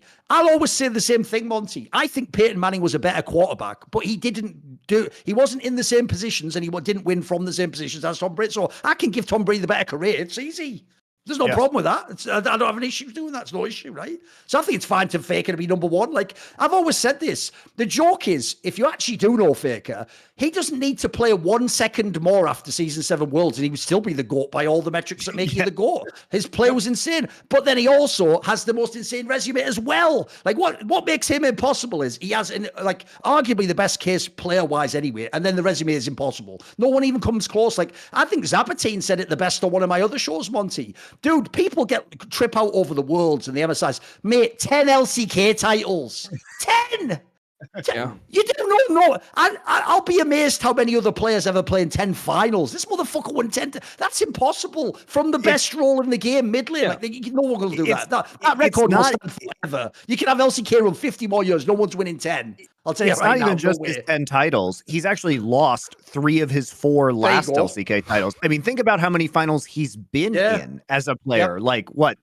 2/3, 3/4 of the possible finals. I don't even know the number, but it probably is like 3/4 of the possible finals he could have been in his career. He was in, and he won probably 2/3 of those. So, I mean, it's crazy. Yes, agreed. Here's a non-esports question. Who are some of your favorite musical artists right now? Perfect one for Dom. He's never on these shows. Yeah, so and more specifically, what are your favorite songs from them? Who do you actually listen to, Dom? What sort of music do you listen to? By the way, how do you even find music? Do you have Spotify? Do you use playlists? What do you do? I use Spotify normally. One of my like favorite artists of all time is probably Big Crit.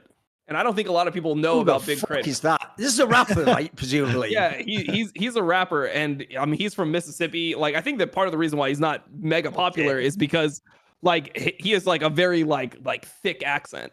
But Big Crit is probably one of my favorite like artists ever. Like, if you just like listen right now, wait a minute, of all time, like, does he actually have like a drawl? Like, he speaks from Mississippi. Yeah, you all want to. This is real. They're not trolling right now. Not super bad, but I mean he sounds Southern. But like if you just listen to like his, I mean I could drop some songs in here. You guys could listen to him. But Monty while he listens to them. So go ahead, your favorite songs from them as well. So what are your favorite Big Crit songs? Yeah, as small as a giant is one of my absolute favorites. It's just the whole like progression of the song I think is just like absolutely insane.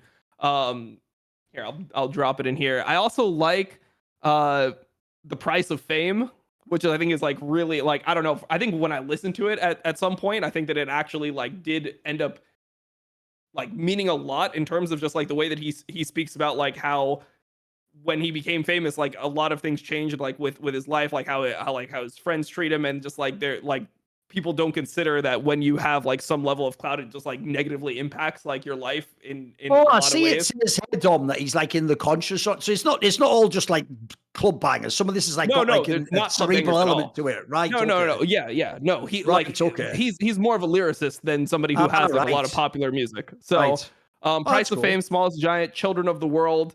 I like a song called The Light by him. Yeah, I mean, there's just a lot of ones, but yeah, I would say those are probably my favorites. I might check this out. Okay, fair play. What about you, Monty? Who are you going to go with for this one? Just someone current that you listen to, right? Who am I listening to right now? I would say in the last like few weeks, I've been listening to a lot of Poor Man's Poison, which is like they're a band from the Central Valley in California, and they do kind of like alt country. So they have some great songs like Hell's Coming With Me and Feed the Machine. They kind of like blew up randomly in popularity a couple years ago, but they're really fun. Who else I've been listening to? Melody Gardot, who is a jazz singer. In terms of songs by her, like I really like Baby I'm a Fool, Your Heart Is As Black as Night from her. Other bands I've been actively listening to. I've been listening to more punk again. So like Bad Religion, 21st Century, Digital Boy. Stuff. Right, yeah, like an early 90s Bad Religion. I've been listening to what else?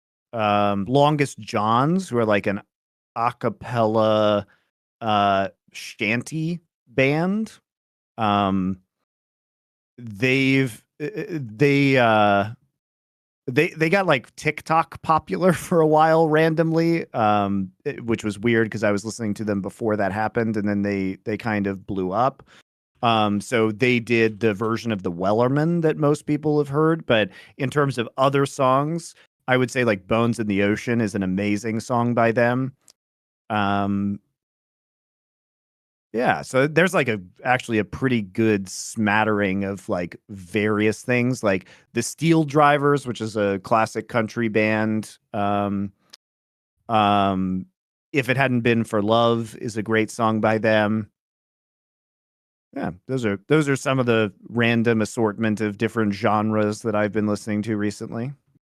I've got 3 for you, but I'm not going to give you the songs. You can just, or maybe I'll give you like one from one of them or something. These are because I'm not really someone who does like individual songs. I like listen to the whole album or put like all the shit on and just listen to it for hours and hours. So at the moment, a few months ago, I went to a drum and bass gig. And one of the interesting things, if you ever go to some of these gigs, is obviously there's people on the flyer that might not be the person you came to see, but then you hear them in the course of the night. And so one of the things I've always found interesting about that genre of music is there's a very different style that works great in the club on the dance floor from the type I would want to listen to on my headphones on my PC. And so there's people know the classic old school Neurofunk group called Ed Rush and Optical. One of them, Ed Rush, partnered with a guy called Audio who does sort of more dark step type drum and bass, and they made a super group called Killbox, and I actually saw them live a few months ago. And live, like this is the sort of stuff where I'm like, I wouldn't mind that. It's not bad drum and bass, it's pretty good. But live, the effect was way more powerful than I expected. Like it actually is really good dance floor music. So I've been listening to a lot of their mixes recently. Just look up Killbox for that. Any of the live mixes.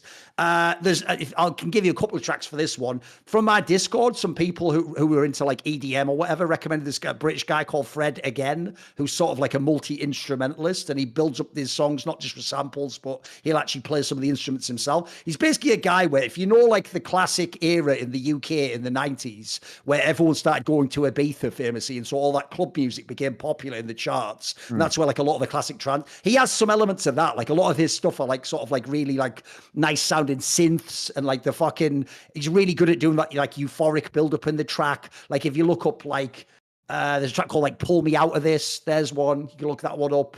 Turn On the Lights. These are just banger, amazing tracks. And then the last one is a bit more obscure. As people might know, one of my all-time favorite groups ever is the electronic music group called Boards of Canada. But the bad part, if you're a fan of Boards of Canada, is they will absolutely just go 10 years without putting anything out of an album. So you just sat there like, well, I've already listened to that 1 million times. So the cool thing is, in their sort of subgenre, there are a couple of like indie people who have a style that's not dissimilar, and so it works as sort of a replacement. It's the methadone of Boards of Canada in this scenario, if they're the straight fire black tar heroin. So basically there's a guy who has many different aliases, but the alias I'm going to recommend is called 59 Alaska, and it's, if you like Boards of Canada, I almost guarantee you're going to like this album. Just check it out. So there you go, there's 3. Great. Do you think that coaches in both esports and traditional sports receive the correct amount of criticism when teams don't perform? From the outside, it seems that coaches have to deal with player personalities and make the team perform, but it seems that sometimes even when players don't perform, the coach is the one that is sacked. From being inside teams, Dom, as a pro player, do you think that's valid? Like, what? Yeah, I mean, it's just like you can never know what a coach is doing. You can never know if like you can say the coach failed or like the project failed, but like there's some times where the coach just doesn't have the ability to succeed. Like at the end of the day, if the players are playing like shit or the players have certain temperaments, it is kind of just unwinnable. I feel like the coach like just does end up, it's like the same in a lot of sports. You just have to understand that if your team doesn't perform, you will get fired, whether it was your fault or whether it wasn't your fault. I mean, here's the weird thing about it is when you say it's like as an insider, though, that's the weirdest part, Monty, because I do feel like there have been a lot of coaches fired when I have heard stories like some players were just making the team a blood nightmare. Like, by the way, spoiler, almost any Fnatic coach who ever got fired wasn't their fault, I'll tell you right now. Some of those fucking meltdowns in those teams, even sometimes the years when they're in finals and semis, are insane. But if anything, from being inside, I actually think as much as coaches bitch, dude, there's been a lot of bad coaches I've heard stories were just trash that some of just kept their job for years or just kept getting hired for more splits. So I'm kind of a bit in the middle on this one. I think sometimes the coaches do get unfairly wrecked. I also think there are some coaches, well, I won't mention names right now, but some of them just keep getting gigs to this day. Meanwhile, people like the fucking Max of the world do just get told, like, sorry, your services aren't needed anymore. Which is like, I don't get this at all, man. Like, well, he wasn't me, Spanish that enough. guy checks out like a motherfucker, doesn't he? He's just not El Yoya's mate, is he? So there you go.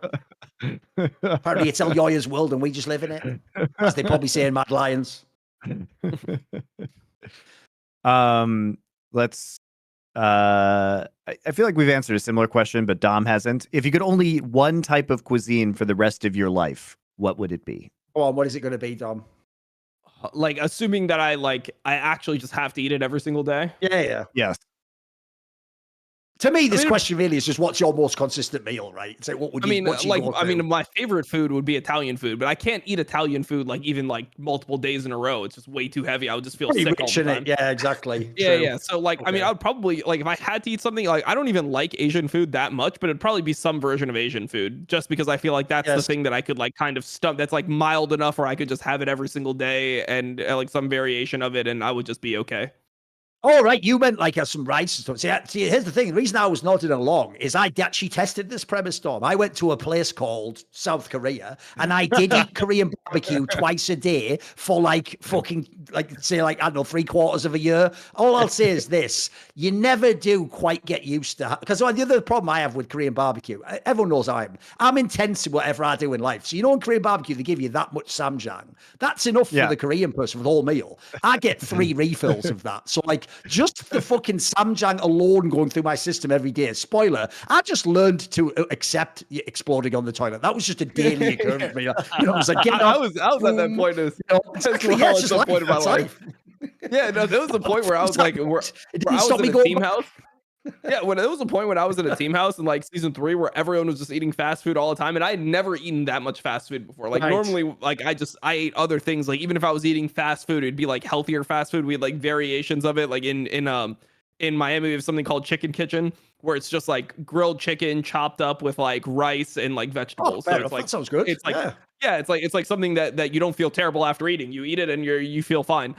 I ate like Taco Bell and McDonald's with the other people from Curse, and I literally just had diarrhea for a year and a half. Like I just had diarrhea for a year and a half, and I just accepted that was just my life. Like that was what are you doing? What are you doing to me, bro? Yeah, no, like everyone else did it. I'm like, I thought we all had diarrhea. Like I don't know, bro. Like, essentially, that's like waterboarding your intestines or something. Like, that's so over the top. I know. Yeah, it was what it was. I agree. Like the nice thing about Korean food is like, first off, there's a huge variety of different kinds of Korean food. And for me to eat something for the rest of my life, you have to have like a good mix of, first off, it has to be, you know, somewhat healthy and a lot of the fermented foods. And you have to have a good mix between like kind of basics. Like what's great about Korean food is that, you know, you can get the grilled meat, you have your meat, your protein, your carbs, your vegetables like kimchi, the fermented stuff, very good for you. You have a variety of different stews and soups you can eat as well. They also have, you know, the equivalent of sashimi, which is called hue in Korean. So you get the raw fish, which I really like. You know, so there's like a huge amount of variation with seafood, you know, pork, beef, chicken. So like Korean is really good. And now that I'm in Korea again, I'm eating almost all Korean food except for some. Don't you also find as well, because obviously people might look at certain Korean dishes and think it looks like Chinese food. Dude, the Korean food is so clean compared to that. Yes. It never has that grease all over everything. Like the rice will always be fucking crispy as exactly what you want it to be. Like just the right dryness. Oh, it's mega. Yeah. And so like I think just for health reasons, like gut health, you know, good mix of veg, carb, protein, like I don't really get tired of Korean food. I cook tons of Korean food at home here. I'm like the same, except I actually just like hate Korean food, but I would probably eat it the rest of my life because like for me, it's like it would just be like, oh, I could just tolerate it, you know, like it would be boring. Like I don't enjoy the food at all. Like I think Korean barbecue is maybe the most overrated like meal that you could ever have. Like it's just to me, it's like oh, so like it's just like it's like oh, so I just get to fucking cook it myself. Like I don't think the meat is like super good quality. I went to the places that are like the best fans. He already talked shit on T1 and Faker. Now he's talking shit on delicious Korean barbecue. Get this motherfucker. You know what? No, I get what I just never understood the hype. I'm swapping sides. I've never understood the hype of like Korean barbecue. Like I've just I enjoy American barbecue more than Korean barbecue any day. Like I would eat that any day over it. Like he's gone full Texas. He's gone full. That's the Texas opinion, right? Oh, he's actually said it. He said the opinion at all. He's taking Texas barbecue over it. Okay. I mean, like also Texas for me, like #1. like my favorite food. I don't eat that much of it because I like try to like be somewhat healthy. Is my favorite food is cheese, and there's like almost no cheese in most of the Korean dishes that I've had. That is such a lie, by the way. Koreans love putting cheese on everything. I've never been to a Korean barbecue You can get it on Jimdok. Oh man, cheese corn as a side dish. Don, I will take you, and you will get some quality cheese in your Korean. I go to Korean barbecue, and I don't see one thing that has cheese on it in the entire menu. No. Okay. Monty means there's a place you go at a barbecue where it actually has a ring around the outside intentionally to put cheese in. They can do that. I've been to the places that are like covered, but it's like not even like the cheese that I like. I don't like mozzarella cheese just like covering like the food that I'm eating. Like I want like something that has some like I want like a Gruyere, like a Gouda or something like that. Like I want like a different type of cheese. That's fair. Not just like throw fucking mozzarella on it and call it a day. They do love to throw mozzarella on it. Everything. That's true.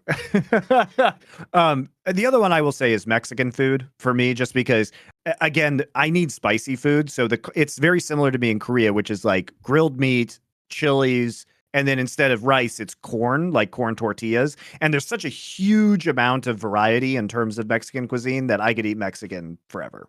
I can't even, even though it's not me who has to eat it, I can't even handle it. Like, put it this way, if my only choice was to eat Korean food, Mexican food for the rest of my life, I would actually attempt to be a breathanarian. Like, look at what that means. I would attempt to live just off oxygen. I wouldn't even eat food anymore. I would just let light itself fill my body. And if it didn't work, well, you know what? We'll see what the next reality is like and if they don't have Mexican food in that one. Because Mexican food is my shit. The Steve Jobs diet. The Steve Jobs. I love Mexican food. Shit. I love Mexican food. Yeah, it also just, again, great variety. All right, final question. We'll do this because this is a good one. What do you wish you knew that you knew? What do you wish you knew then that you know now when you were in your teens and 20s? Let's just do that. Oh, okay. So if you could give yourself advice to your previous self. I've got a very quick one. I feel like it's one that people who are nerds might be able to relate to.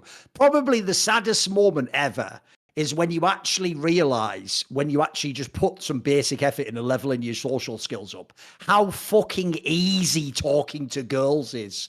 It's actually, I'm not even joking. It's not even vaguely difficult. Like, essentially, like, it's just things like knowing how to listen to what people mean as opposed to what they say, knowing how is someone reacting to me. And the real problem, essentially, as I'm getting to by explaining it this way, is when you're young, especially a teenager, you're so locked in your own head thinking about how you're doing, how you're reacting, and what people think of me. You don't even stop to realize that in this scenario, like, the other person is just a person like you. They're just getting to know you. You're not reading any of the side. Once you get, I know from doing so many shows, etc., like, the joke of talking to someone is you don't need to come in with some massive skill set. If you can listen effectively, they'll tell you everything you need to know. They'll even sort of tell you and update you as you see their reactions on how the conversation's going and are they liking it, are they not liking it, is this going well, should you keep talking, should you not? So the saddest thing is people obsess about that so much in their 20s and their teens, and they let it depress them, or they think they're a loser and they'll never succeed. If you just knew how easy it was, like, I wish I could just tell everyone who's like 15, like, if you just knew these few things, look, you're still gonna have to like